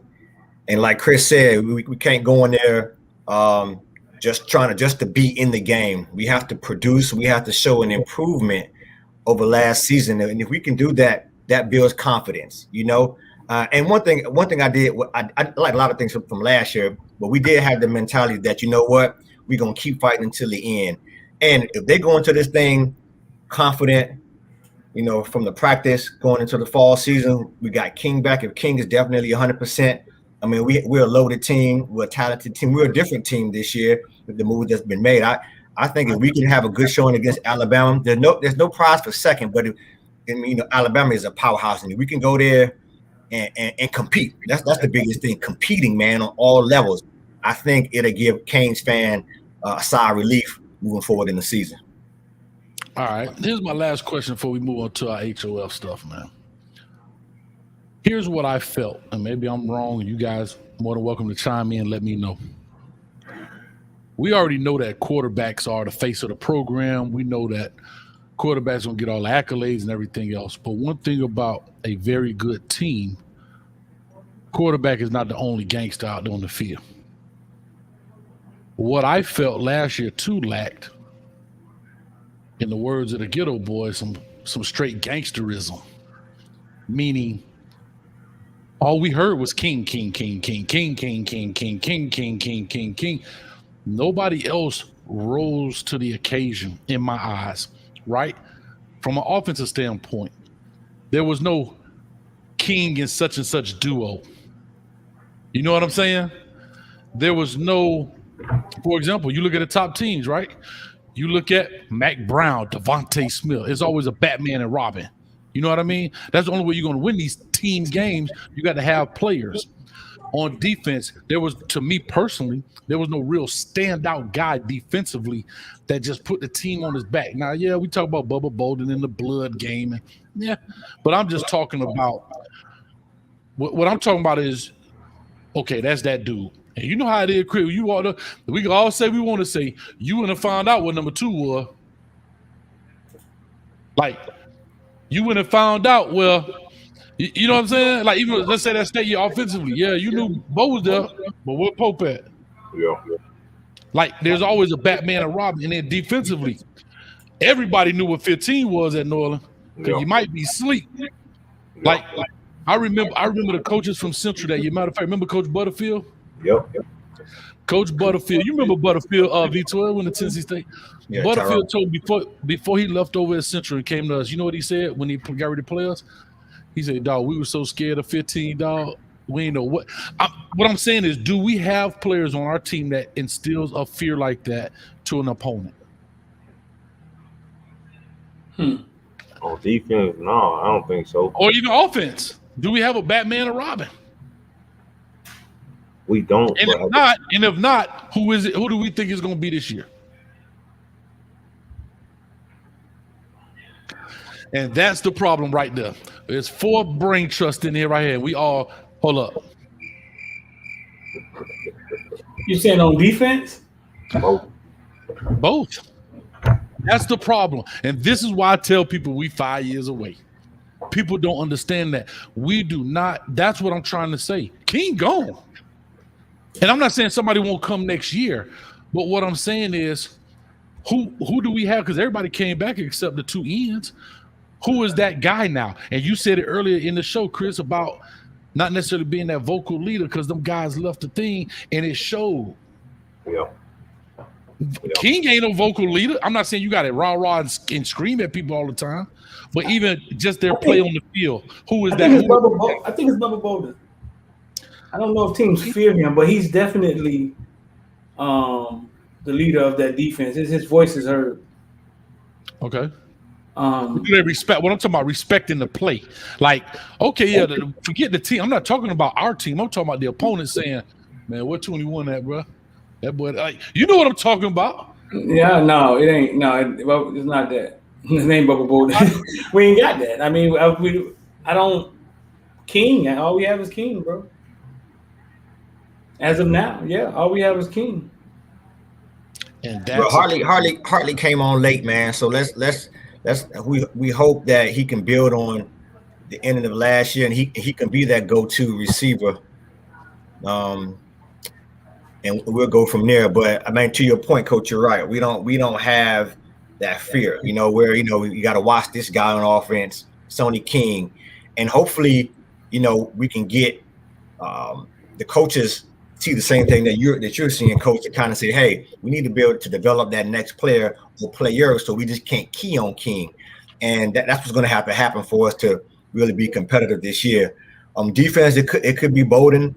We'll see. I know he's highly rated this year, so we'll see what happens. He's definitely the vocal leader, but still, I don't think he, instills that fear in opponents that a lot of the players who played on defense in past Miamihurricanes defenses have done. Do you need that to win games? If you're coached well, do you need that to win games? I think you need a dog. Because I think who did we fear with the Patriots for a long time? Wes Welker? I mean, they had Brady. Who do we fear? Gronk. Yeah, right? You better find out what Gronk at. You better find out what Marshall Faulkner. I'm just saying, you better find out. That's what I'm just trying to say. We all feared Alex Hernandez. I mean, yeah, that was some real fear. Yeah, but what I'm trying to say, but here's what I'm saying. If you think about the teams that win it, there's a Batman and Robin There's not a one guy because this is like, okay, even though they have players, but basketball is a little different. Everybody knew Michael Jordan. That's basketball. Football. Okay, here's a prime example. Barry Sanders. Never been in one playoff game in his whole career. Right. And that's what I'm saying. You got to be able to take the pressure off a guy. Nobody's fearing Pope. Nobody's fearing Wiggins. Nobody's fearing Hartley. Nobody's even fearing Cam. Nobody's fearing Chaney. Nobody's fearing Knighton. Nobody's fearing the weapons that King has to shoot. They're like he a Marine out there. He a trained killer. And he ain't got no weapons, and I got an AK over here. Right. Unless that dude can catch bullets in his teeth, he in trouble. Now, if you give him a penknife, he might be, and I might be out there. But if he ain't got no weapons, that's all I'm trying to say. And then even defensively, does Bubba Bowden, not on his team, not in his locker room, command respect, but does he command the respect from the opponents? That's what I'm like. Prime example. Man, I'm finna cut this post route a little short, boy, because he finna put me to sleep. Like that's when you know what I'm saying? Like, or that defensive end, the Bosa brothers, or Chase Smith, or you know what I'm saying? Right. Because guys. Because what you're referring to, Coach, is schemes, right? Because now, if you do have that second or third option, you can't focus on King all the time, and King can do some more, some more plays with his feet. And so that's a great point you raised, Coach, because we all know once an opponent can scheme, you got to double Wiggins, or you have to double Hartley, then it frees somebody else up. So if there's no fear from the opponent, then it gets difficult. It's one-on-one, and that happened a lot last year. We had a lot of one-on-one battles that we probably should have won that we didn't win. And from your defensive coach, if you have to double the receiver or keep an eye for Hartley coming across the middle, then it makes the game a lot harder. So I agree. Then on defense, it's the same thing. If you have that disruptor on the D line, where you got that linebacker who's always blitzing, disrupting the plays, then you have to have two offensive linemen on this one linebacker, or you got a center guard, the safety in Bubba. So I mean, you raised a good point. I don't think we're 5 years away. Hopefully, those people emerge this year, and through the training and through everything that's getting better, getting stronger, getting faster, someone will emerge that we're not seeing right now. They're saying Hartley is up there in the running. Maybe another one of these new receivers, or Wiggins or Rambo, can come in and do very well and take that pressure off his team. I love it, man. Let's jump into this. Paul Hillman got a perfect segue, man. Big shout out, man, to the guy who donated right there, Corey Chancellor, for the $34, man. I appreciate you, man. We're going to give you a love, and we're going to come back with that Hall of Fame talk, man. Right there, we're going to start off with my man Cliff James over there. We're going to start off with my man Cliff James in the building, and we're going to make this thing happen. Hold up, man. They changed. Oh, here we go. All right.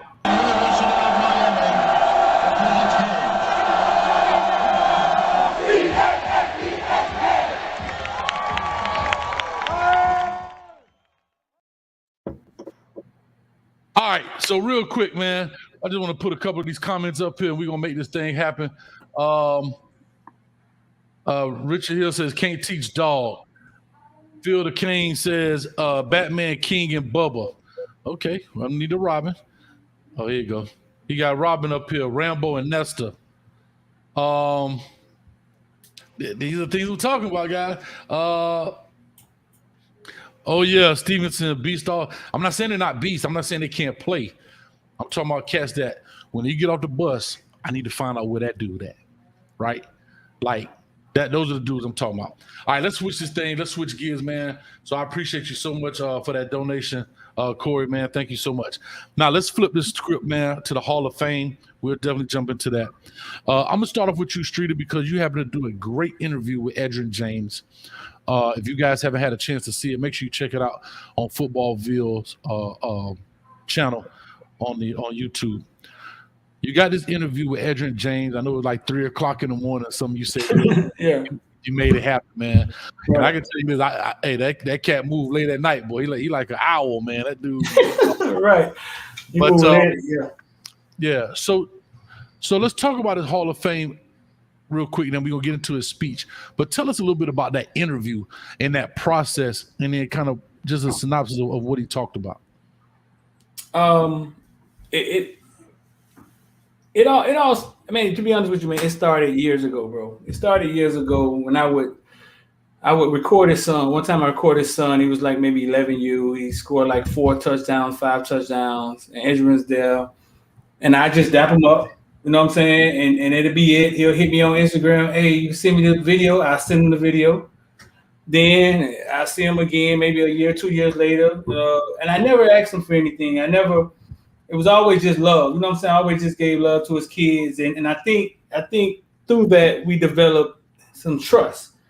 Because when you talk to anybody about Edgerrin James, I mean, he moves like even the people who know him, Najee, the people who are right around him, they say he moves stealthy, funny. You never know what he's doing. He's always thinking ahead of you, yada yada yada. So we saw the Hall of Fame stuff coming up, and we was like, man, Ed's been down here, man. He got a few clubs, got some stuff he want to put out there. Let's see if we can sit down with him. You know what I'm saying? Let's see if we can sit down with him. Let's see if we can get him in the room. So we reached out to him and I asked him. And he was down with it. And then the chase was on. We was trying to get him. He was trying to get him in Miami. We was trying to find out where the car was at. He didn't want to talk about the car. Like we finally caught him at his club. You know what I'm saying? We went up there late one night at his club and we interviewed him, set up about 2:00, and the club was over about 3:00. We sat outside at his club, and what you see is outside this club. It ain't Wynwood. I know some people thought it was Wynwood. And I interviewed him. The main thing I wanted to know was, bro, listen, I've been to Immokalee before. Like, how did you leave out of Immokalee? I think it was like the first thing I asked him with the mindset of this business mindset. And he got right into it. You know what I'm saying? He got right into it. It was just like, that was what he was trying to do from the jump. Yeah. He was trying to do business. Yeah, and it's funny you say that, man, because I listened to the interview and he talks about business. When I had an opportunity to coach his nephew, and we had a chance to talk a lot. He always talked about, business things and so forth. We talk a little football, but not much. He's more about business. And it was great in that interview. I don't want to spill it because I do want people to go watch it, but how his mindset was, I'm playing ball to do business. You know what I mean? Right. And you don't get that. Yeah, you don't get that from ball players, bro. Yeah, you don't get that, especially at a young age like that, coming out of a place like Immokalee where I'm here to play ball to survive and make it. I'm not looking at, as they all, the new catchphrase now is, this is not a 4-year plan, this is a 40-year plan. Well, he actually was thinking like that 25 years ago. And a lot of guys, they just want Instagram followers, so they're thinking of a 40-hour plan. They're just looking at likes and stuff like that. And so that is great. And just to tell you guys a lot, he does things here on what he calls the property here, where they have camps and stuff. Man, the kids come work out free, charge them nothing. I'm not sure if feed them, but they take care of them. And guys go there from knee-high to a grasshopper all the way on to college, man. And they come back. He does a lot in the community. I know he used to take a lot of guys down to a camp at Ava Marie down there that's in Immokalee, Naples area. So he does a lot in the community. I have to say that, man. And when I get a chance to run into him again, I'll definitely, man, I'll buy him a nice cold glass of water, and I'll leave it at that. Yeah, we didn't have some. But anyway, so let me ask you this. Excuse me. Let me ask you this, Chris. Being a little younger, seeing him play, I don't know if you saw him play in college, and you playing that position. What was his influence, do you think, on you? And now you're a Hurricane fan as well and so forth. Talk to us a little bit about your experience, maybe emulating or whatever the case may be. So Edge, this was around elementary school. So this was around, when I played through a couple years at Scott Lake. This is around that time, when I really first started getting into football. And I just remember Edge with the elbow pass. Edge had the old school elbow pass, man. And at the U, I believe he had like some big game where he ran for like 230 some or close to 300, something like that. And that's when I really started watching. UCLA game. Mm-hmm. Yeah, I really started watching them, and just seeing him run the ball with the elbow pass, he had the goals in his mouth. I thought he was from Miami. You know what I'm saying? Like as I got older, I'm like, oh, he ain't even from Miami. Right. But I'm like, man, he from Miami. He looked like my coaches at Scott Lake. He looked like the dudes in the neighborhood. He looked like the high school dudes that we grew up watching. You know what I'm saying? He didn't do a lot of talking. Had great balance. You know what I'm saying? Like, and that's the thing. Physically, what I got from Edge was his balance and his vision. He wasn't no burner. He wasn't gonna run everybody over. He had great hands. He had great vision, and he had balance. Man, that man hit corners. He finds seams. It's very hard to tackle somebody with great balance. You don't have to have a lot of 1-2s. This and that. This and that. Great balance and vision. Now to get you a nice 5-6 yard chunk pretty much every time. You know what I'm saying? And that's what I picked up from him, man. And that's what I took from his game. Got you. Yo, man, he tough cat, man. Like I say, and just humble, bro. Like I remember this dude used to come out practice and just sit out there. I ain't know he was sitting over there. You know what I mean? Because he just come slide in, watch practice. On the way out, he be like, "Coach, just throw the deuce," and he going by the business. And just cool cat, man. So. And I always, hey, you want to speak to the team? Nah, coach, you got it. You the coach. Like, you know what I mean? And I think it was more about limelight. You don't want to do that kind of thing. And that just shows humility, So Cliff James, let's talk about this. This V12, a.k.a. Hanging off the edge of Cliff James here. Y'all notice he got his gold jacket on. What is it on the inside of your gold jacket? Oh, boy, number 336.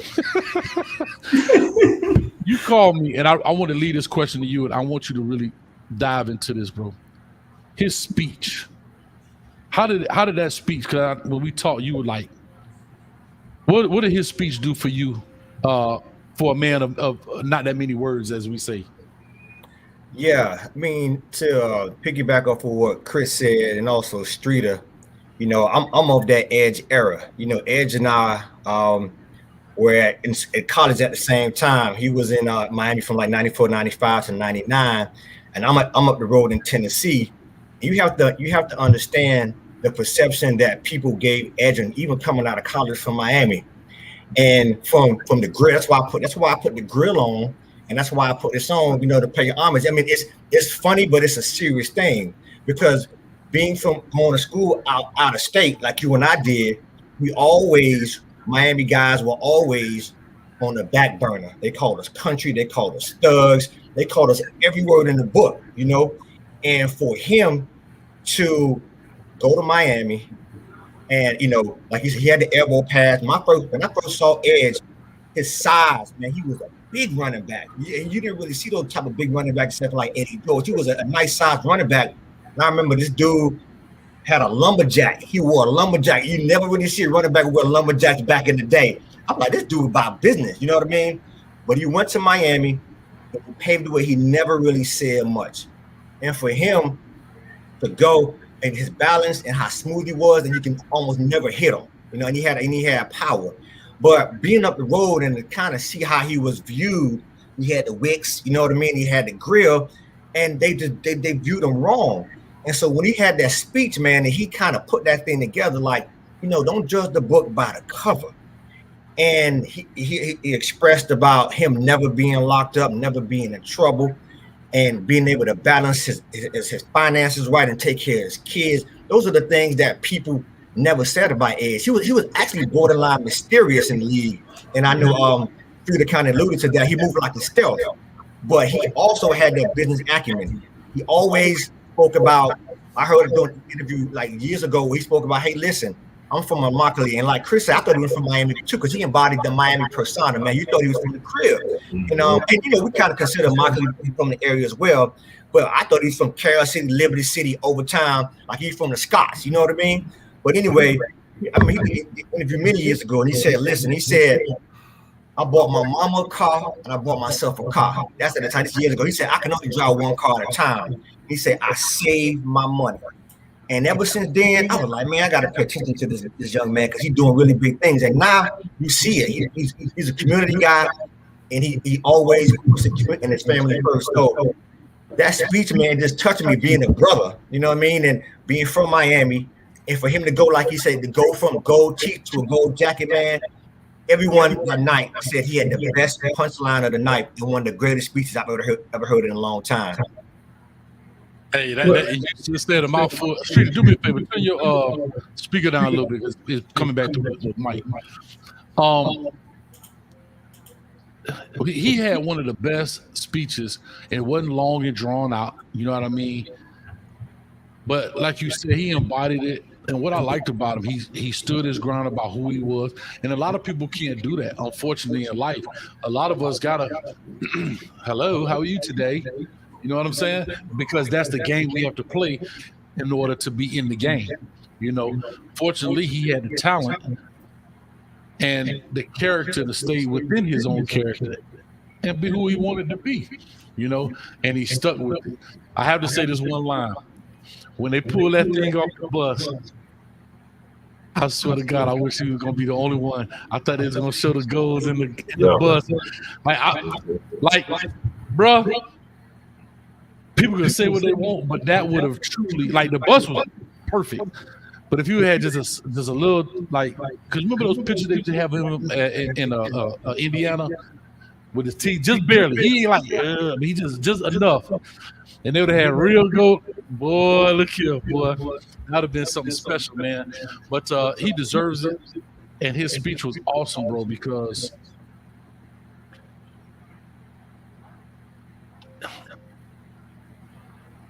for him to be targeted, I have to say that. That's really what it was. They targeted that dude, and they wanted, I have to say that. I think people wanted him to fail in some aspect so he could be a story. And he was never a story, except for what he did on the field. He was never a headline on this side of the newspaper. It was always one, this, did that.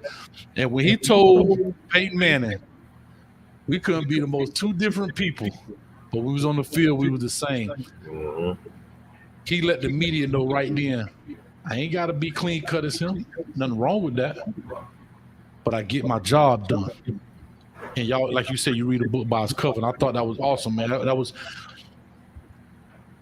I'm going to say this. He run the close, but I still think Deion might have had him on that speech. Deion was tough, dog. Deion's speech was tough. But Ed really did it, and he did it in 10 minutes, man. Chris, what's your thoughts on his speech? So that speech, that was big for me because I had my little piece of the same experience. You know, as you know, I went to school in Utah. You know what I'm saying? First time having white coaches, you know, white classmates. You know, it was just, you know, it's a culture shock. You know what I'm saying? So, you know, I mean, Coach Hayes, you coached me in high school. You coached us. I mean, we all, the whole team had gold, mouthful. You know, 8 to the top, 8 to the bottom, whatever. You know what I'm saying? So, you know, I get out here in Utah, you know, Hacklefield, and you know, doing my thing throughout the first 2 weeks or whatever. And I remember we getting ready to go play Alabama, and you know, I had a coaches meeting, and you know, they brought me in. My OC basically told me, he asked me, can you take them goals out, you know, this season? Just don't wear them to practice, don't wear them to no interviews, don't wear them to no games. Don't wear them while your helmet on, you know. And I was so surprised, man, because, you know, nobody never asked me that before. I ain't never, you know what I mean? Like, and I remember just looking at them, man, and I thought about, man, my mama don't got no goals or nothing like that, but what would my mama say? You know what I mean? And in a split second, man, I told them, no, thank you. You know, no, thank you, coach. This is me. This is who I am. Y'all came all the way down to New Orleans with the whole crew to come get me out of Coach Dunn's office. So take me as I am. You know, I'm getting my grades. I'm producing on the field. Take me as I am. You know what I'm saying? And to this day, man, I've been proud of myself for that, man. I never changed. I never let them change me. They never asked me again throughout my whole career in college. And listening to Edge talk, And knowing Ed's story and how they told him the same thing, they told him to cut his dreads. They tried to tell him, oh, you know, they could pull your dreads and this, and that while you run the ball. You need to cut them, whatever. It was like, nah, man, I ain't doing none of that, man. I did it for the culture. You know, I'm letting everybody know, no matter where you come from, especially if you come from my area, you know what I mean? Be you. Be you. You know, we're a hotbed. You know, we're going to be recruited throughout the country. Be you. Don't change for nobody, you know, and let your play do the talking for you. So that speech kind of hit home. And I might watch it again tonight with my 7-year-old just to give him some perspective, you know. That's awesome. And Chris, I know you touched on the culture, and you're absolutely right, young brother. That's excellent, because what you know is, what you know, sometimes people want you to transform what they want you to be. And like I said, for me, growing up in that era with Ed's coming up with the dreads, and it was always looked down upon, you know. But look what that has done. Arguably, him wearing dread. Look at the NFL now. I mean, them boys wigged out, right? Mm-hmm. And arguably, it could be because Edgerrin James, and we could also say Ricky Williams in a sense, but Edgerrin James embodied that persona. And a lot of the times when you looked in the league, you often knew who was from the crib, who was from Miami or from South Florida by the wicks that they had. Even if you went to Florida State, or you went to, you know, UCF, or you went to the Gators, or you went to Miami, you knew them boys had them wicks and they had them goals in their mouth. And so it transcended what they thought of him. And when he got a chance to go and play ball in Indianapolis, he was himself. And then look at the company that he kept. I mean, he said one of his best business friends is Jim Irsay. So after a while, he won over everyone. He won over the team, and he won over management. And like you said, I'm sure, Chris, and kudos to you, that when he said no, he felt good about himself. And so we got to do sometimes. We got to stand up for what we believe in. And like I said, I mean, I'm a 40-plus-year-old man. And that joint hit home, man. And like you said, if you watch it with your son, that'd be excellent, bro. I'm a big Edge fan, no matter what, you know, for sure. Appreciate it. Yeah. Streeter, talk to us, man. Like I said, you had your interview and everything.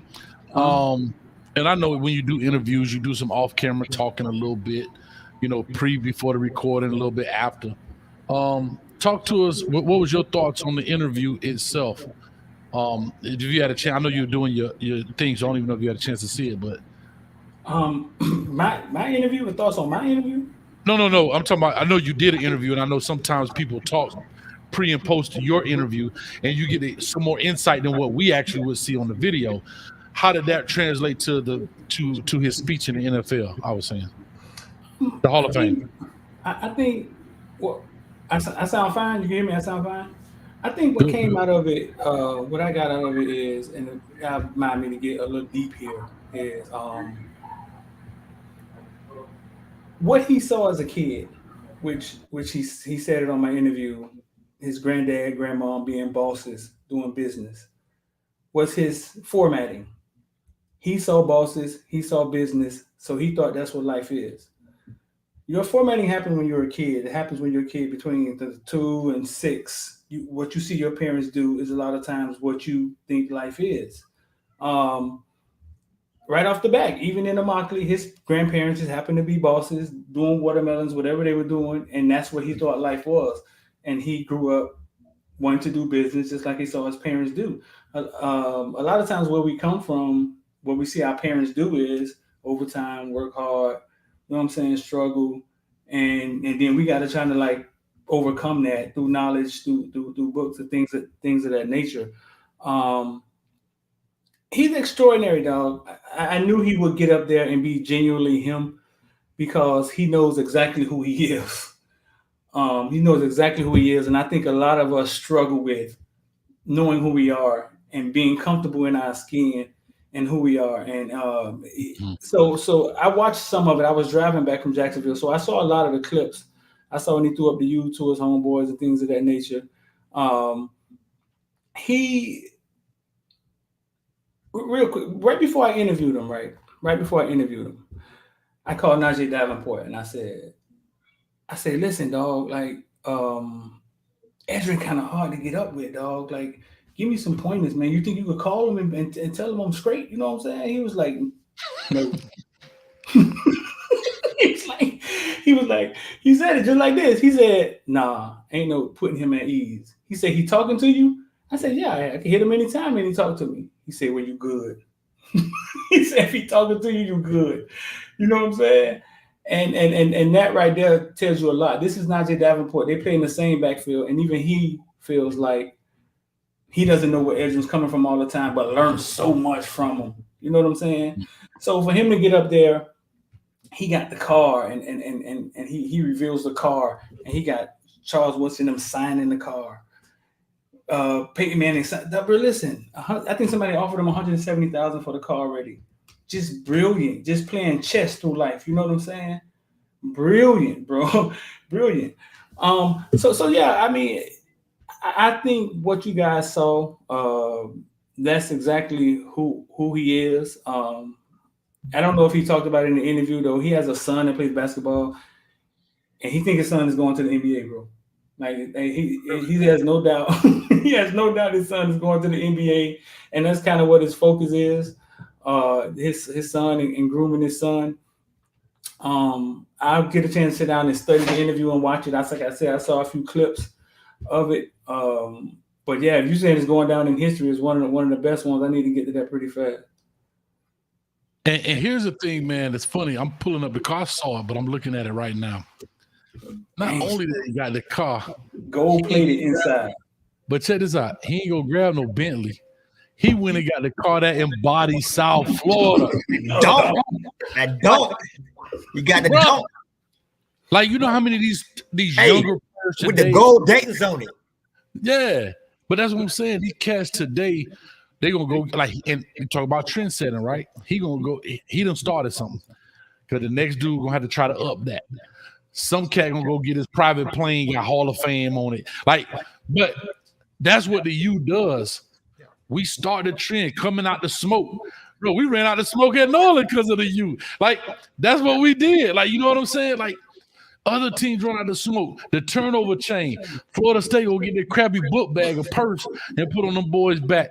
I'm just talking about how everybody, what people don't realize, it is not just University of Miami thing. I think it's because we're in the area. But the people of South Florida, we are so creative, so innovative. You know what I mean? That we're trend-setting, pioneers. We ain't scared to be ourselves. That I see, was it Cincinnati? I think it was Cincinnati. They want to be something so bad. These dudes go get a basketball rim to slam the football in when you get a turnover. As silly as that sound, as FAMU always say, often imitated but never what? Duplicated. You can't duplicate the things that we do, the turnover chain, coming through the smoke, all those type of things and trends we set.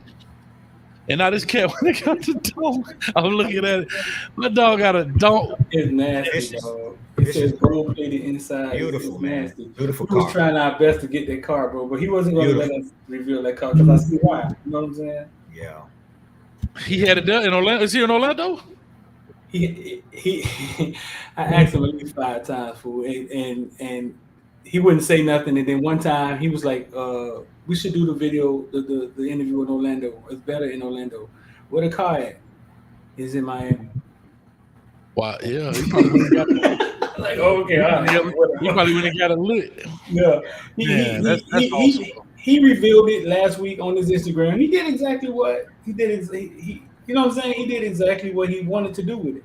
Yeah. Somebody said Pitt does that too. Like, to me, that's the most asinine. Like, it don't even make sense. You dunking a football through the basketball hoop, or somebody dunking it into a trash can. I'm like, some stuff, dog. Just leave it alone, bro. Just leave it alone. It ain't your thing. You know what I mean? It ain't your thing. But anyway, guys, man, let me see here. We at 8:15. We got a few minutes. Y'all want to open the phone line just for a quick second while we chop it up? Let's do it, man. We might have some surprise callers. Let's go ahead and open up the phone line right quick, man. Let me make sure I open this up just so we get a couple callers. We might get some Northern Vikings in the building right quick, man. But, guys, it's been fun. It's been a great show, and we definitely going to look at it. Let's give let's give a shout-out, too. I want to do this, Coach, because I think it's important that we give a shout-out to Jimmy Johnson too. He was one of the big one of the coaches who, when we got that image, it was Jimmy Johnson who was like, yo, let them kids, inner city kids, do them. And that's really kind of where it started. Snellenberger did it and took it to that era. And for Jimmy Johnson, the way how he recruited, the way how he coached, his speech was very, very good as well, Coach. He said some really good things about family and about discipline and believing in yourself. And we got to definitely give a shout out to Jimmy Johnson, Hall of Fame coach. In addition to that, go ahead. I just want to say this. I don't know how I forgot, and he on the thumbnail of the whole thing. So that's why I got your back, Coach. But I wanted to share this fun fact with a lot of people out there who don't know, right? University of Miami, you may not know, we got 9 Hall of Famers, 9 of them. Ted Hendricks, Michael Irvin, Edgerrin James, Jim Kelly, Cortez Kennedy, Ray Lewis, Jim Otto, Ed Reed, and Warren Sapp. We got 9. Alabama has 13. USC has 13. Michigan 11. Ohio State 10. But guess what? Out of all those schools were founded in the 1800s. Miami, founded in 1925, has 9. That's why we the U. That's why they can't mess with us. That's why we in bodies, because we may be behind. We always gonna rise to the top. And guess what, guys? We may have a few more coming. So we may actually catch Bama. You realize Bama was founded in 1842. Miami 1925. So they've been playing football way before us. Notre Dame, Ohio State. So guess what? We in the building, man. So big shout outs to the U in general for producing Hall of Famers. And the big thing, I'm gonna say this: I don't think we started playing football till the '60s. Yeah. I don't think they started playing football till '62 or '63, somewhere in there, man. So anyway, I'm gonna pop the phone lines open. We're gonna keep this thing rolling, only for about 5 minutes, man. We'll take a couple, 1 or 2 of them. Phone number is 321-328-8235. You see it there. When it comes on, if we in mid, just hold tight. We'll definitely get to you. I know we got some Vikings about to call in and holler at some people. But anyway, last thing, like you say, Jimmy Johnson, I thought his speech was great, because he talked about something that Andre Johnson, look at people talking about the people that's going in. Andre Johnson, Hester, Reggie Wayne, Vince Wilfork, Frank Gore. I mean, bro, it's going to be plenty of them, man. He's got to buy their time. But I do want to say about Jimmy Johnson from a coaching aspect. A lot of people don't realize he talked about the sacrifice these families make. Yes. These coaches today, maybe within the past 10 to 15 years, are now making significant money. Jimmy Johnson didn't want making that kind of money back then. And he talked about his wife, how she stuck in there. He was saying, was it him? Maybe it was somebody else. It was him.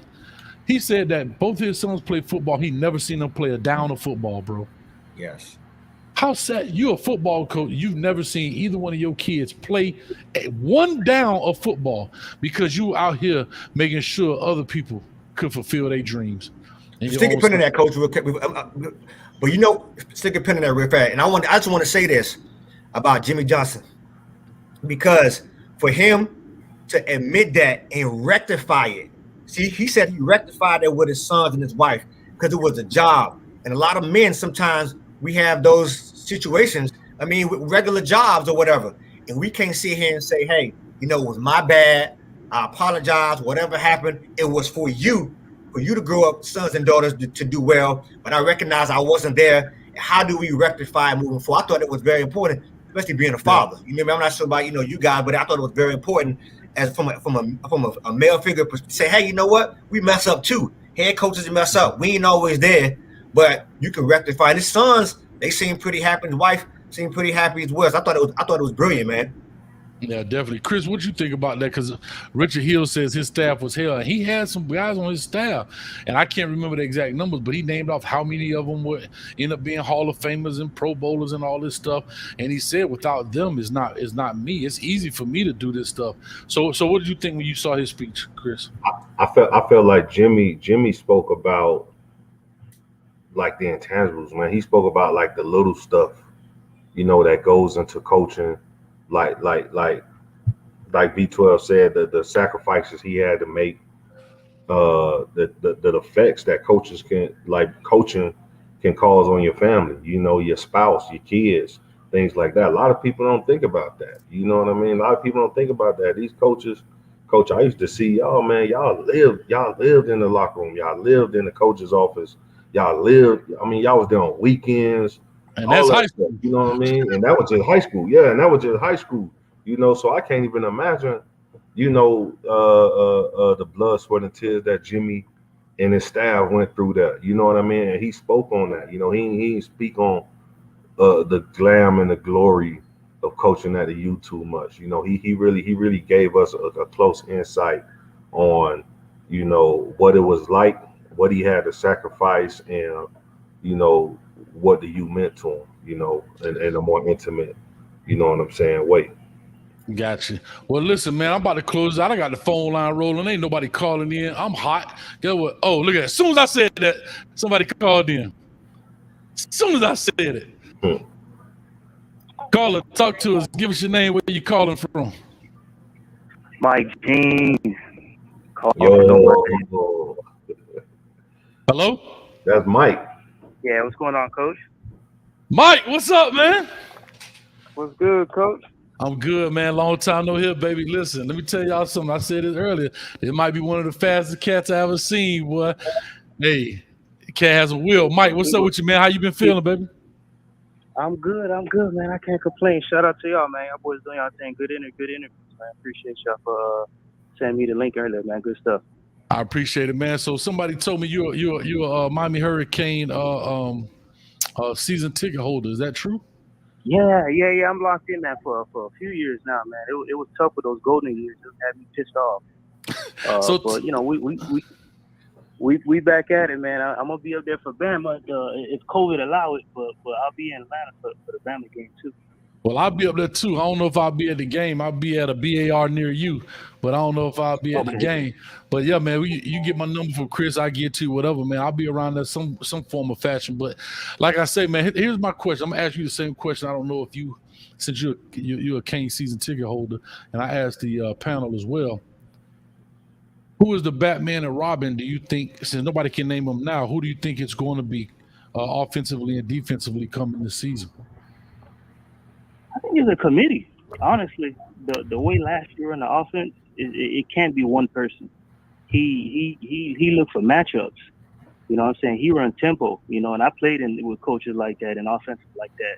They constantly looking for matchups. So you really can't have one running back or two running back. It's really a committee. You last year, you look at the depth at tight end. They had, you know, 2 tight ends to throw at you until one got hurt. They had 3 running backs to throw at you until a couple got hurt. And I think with the experience you got at receiver, you know, it's dead by a thousand wounds. You know what I'm saying? They're just gonna be throwing bodies at you. I don't think that's a bad thing when you don't have a focal a person. You know what I mean? If it's a quarterback, yeah, that's terrible. You know what I mean? If you ain't got that go-to quarterback, then you in bad position. But as long as you got 3 or 4 running backs in your room, you got 6 receivers you can count on, 3 or 4 tight ends you can count on, you're in a good position. That's not a bad thing. I'm loving that. Hey, and I'm telling you, you might change my mind.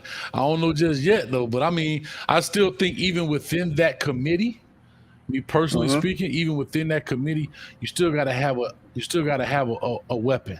You know what I mean? Because that's what makes the committee more potent. So now, when that dude, think about this. What was my man at Alabama? Everybody, Devontae Smith, but that doggone my man that broke his ankle was killing him. Waddle. Right. And Mitchie. I'm just saying, like, those guys are going to be the next Devontae Smith. They just had to buy their time. So, yes, it was by committee. Before Waddle got hurt, who was the man? It was a committee.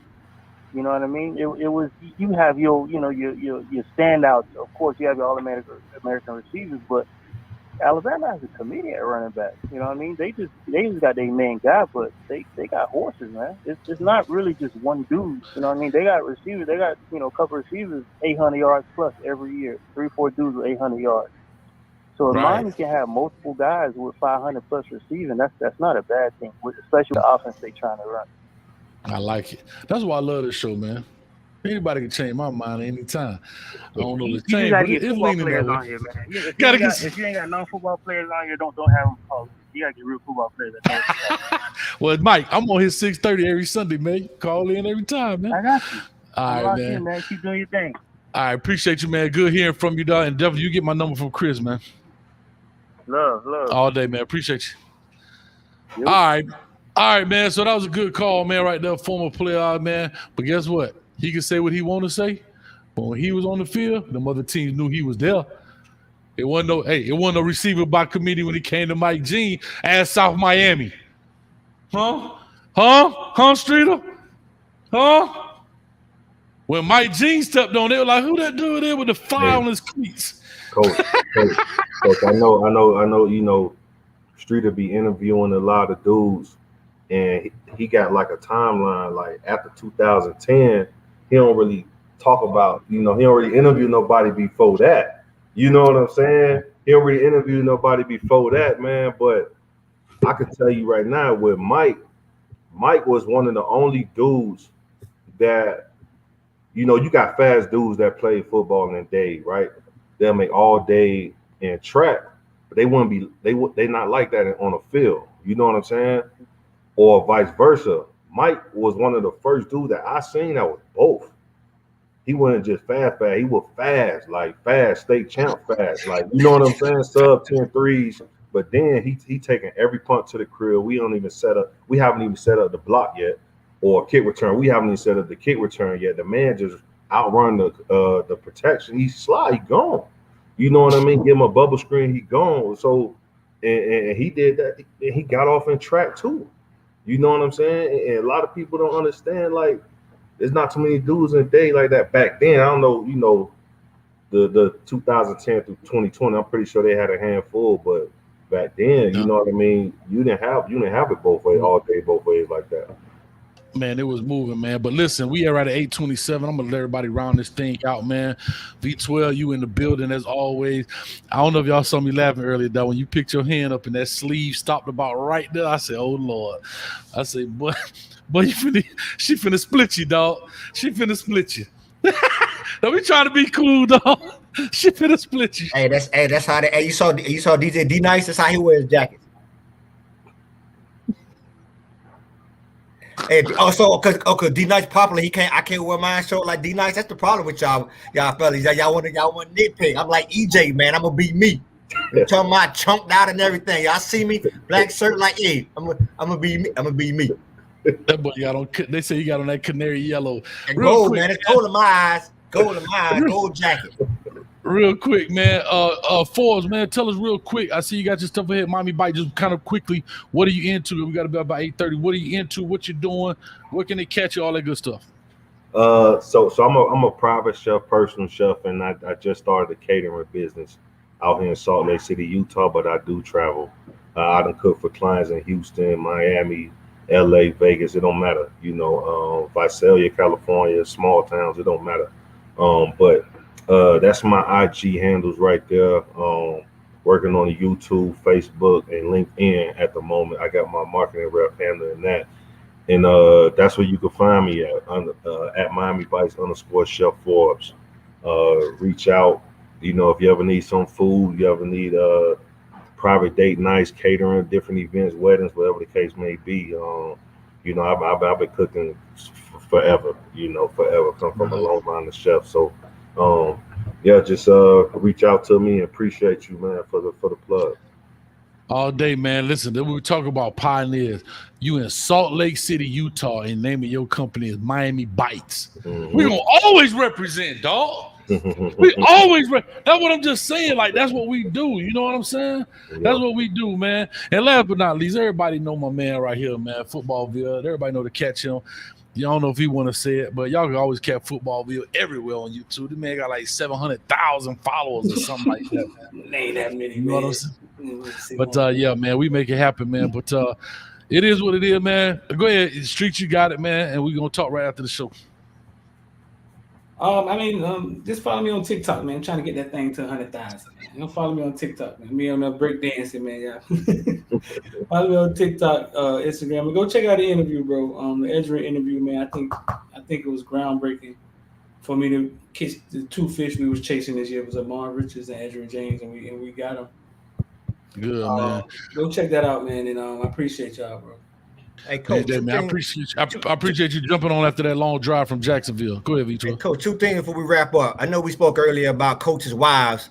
So to Chris and to Mike Jean, y'all owe my dog a wife because he don't have one. Because he was coaching y'all, my dog don't have no wife. So y'all brothers, hey, Center for Salt Lake City, Utah, send my dog a wife, man. You know what I'm talking about? He coaching y'all, send my dog a wife, all right? Because he can't relate to that one. You know what I'm talking about? So send my dog a wife so we could, so you can cook for the wedding. Chris, how that sound, dog? That sound really good? Yeah, I got you, Coach. All right, and the second thing is, you said Scott Lake, man. I played at Scott Lake. I was with Fahim on my role. I was, Kane and Lamb, Coach Jack. That's probably a little bit before your time. Oh, Coach Todd. You know Coach Jack, but Coach Todd, Coach Randall, love Scott Lake. And like you say, man, rest in peace, Coach Jack. I remember Coach Jack, man. Love that man. And Miss Janae, she coached cheerleaders, man. And that's the bond we have coming from the crib for many, many, many years. You know what I mean? And so, I miss Jack, man. That's one that dude had arms big as our head. And this was when that dude arms was so big, man. But he was a good coach and he loved the kids, bro. So R.I.P. Coach Jack. Every time I can say that, I want to shout out Coach Jack. And I mean, he was a good dude and he went on to coach at New Orleans and stuff like that, man. But I remember him. He always talk about getting a keister and he always say skiggy. You know what I mean? So I know Coach Jack very well. I was a small kid, but he made an impression like coaches do. And I'm a grown man now, bro. So like I said, I know that experience with Coach Jack, bro. Rest in peace. Well, I'm going to say this. I got this helmet up here. When we left New Orleans, everybody signed it from the team. But if you see right there on the front, I don't know if y'all can see that clean. They always call themselves Jism. Jism. Yes. Jism. And it's actually gold. I don't know if the color can show it. He always tell them player, hey, man, I want a Mercedes-Benz on the roof with $100,000 in the ashtray and a gold plate that say Jism on the front. And so we got that, and I got a button right here. I told Chris I had. I don't know if you guys can see it. Yeah, man. That's Coach Jism right there. Yeah, man. So big shout out to Coach Jack, man. Yo, man. Something special, man. So I got the case back here. Y'all saw it. It's sitting in the case. Yeah. This is for him, man. And that was special, man. That's my man. Special. Coach Jism. Special. Yep. R.I.P. Coach. That's your guy, bro. Yeah. Definitely, man. But with all that being said, man, I appreciate you guys. Thank y'all so much. Y'all go check out Miami Flow. He should be on already right now. Everybody else, thank you for 117 in the chat. Big shout out to Coach Jism in the building, man. Love that, man. Street, we're talking a little bit. Vito, we definitely talk for. Thank you. Love you, man. Appreciate you. Let me know if you need anything, call, whatever. Let's do it. You send me a wife, the contract yours. You got it, baby. You understand that? And with other than that, man, we out of here. We'll holler at you. Peace.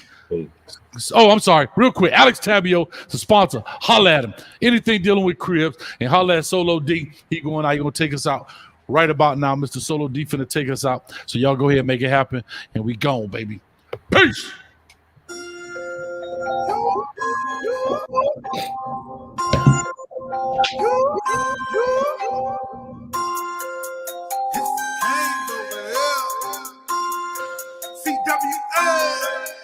Gang gang, gang gang, gang gang, gang gang, gang gang, gang gang, gang gang, gang gang. You see me orange and green? That's gang gang. You ready for Storm 18? That's gang gang. Gang gang, gang gang, gang gang, gang gang, gang gang, gang gang, gang gang, gang gang. You see me orange and green? That's gang gang. That's gang gang. You ready for Storm 18? That's gang gang. That's gang gang. That's gang gang. Reps since a juvenile, I be where they throwing up using crowds.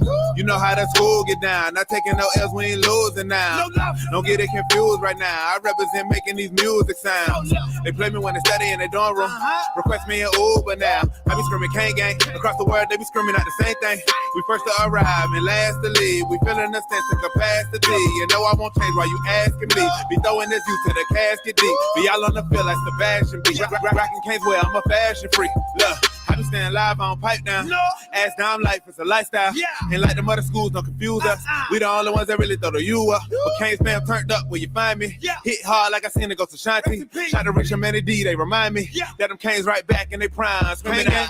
Kane gang, Kane gang, Kane gang, Kane gang, Kang gang, Kang gang, Kang gang. You see him in orange and green? That's Kang gang. You ready for Storm 18? That's Kang gang.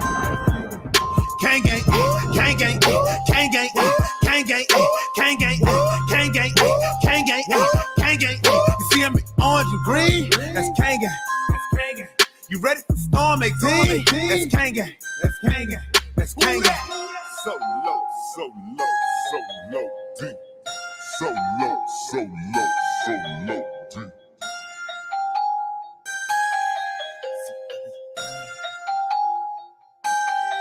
CWA. Kang gang.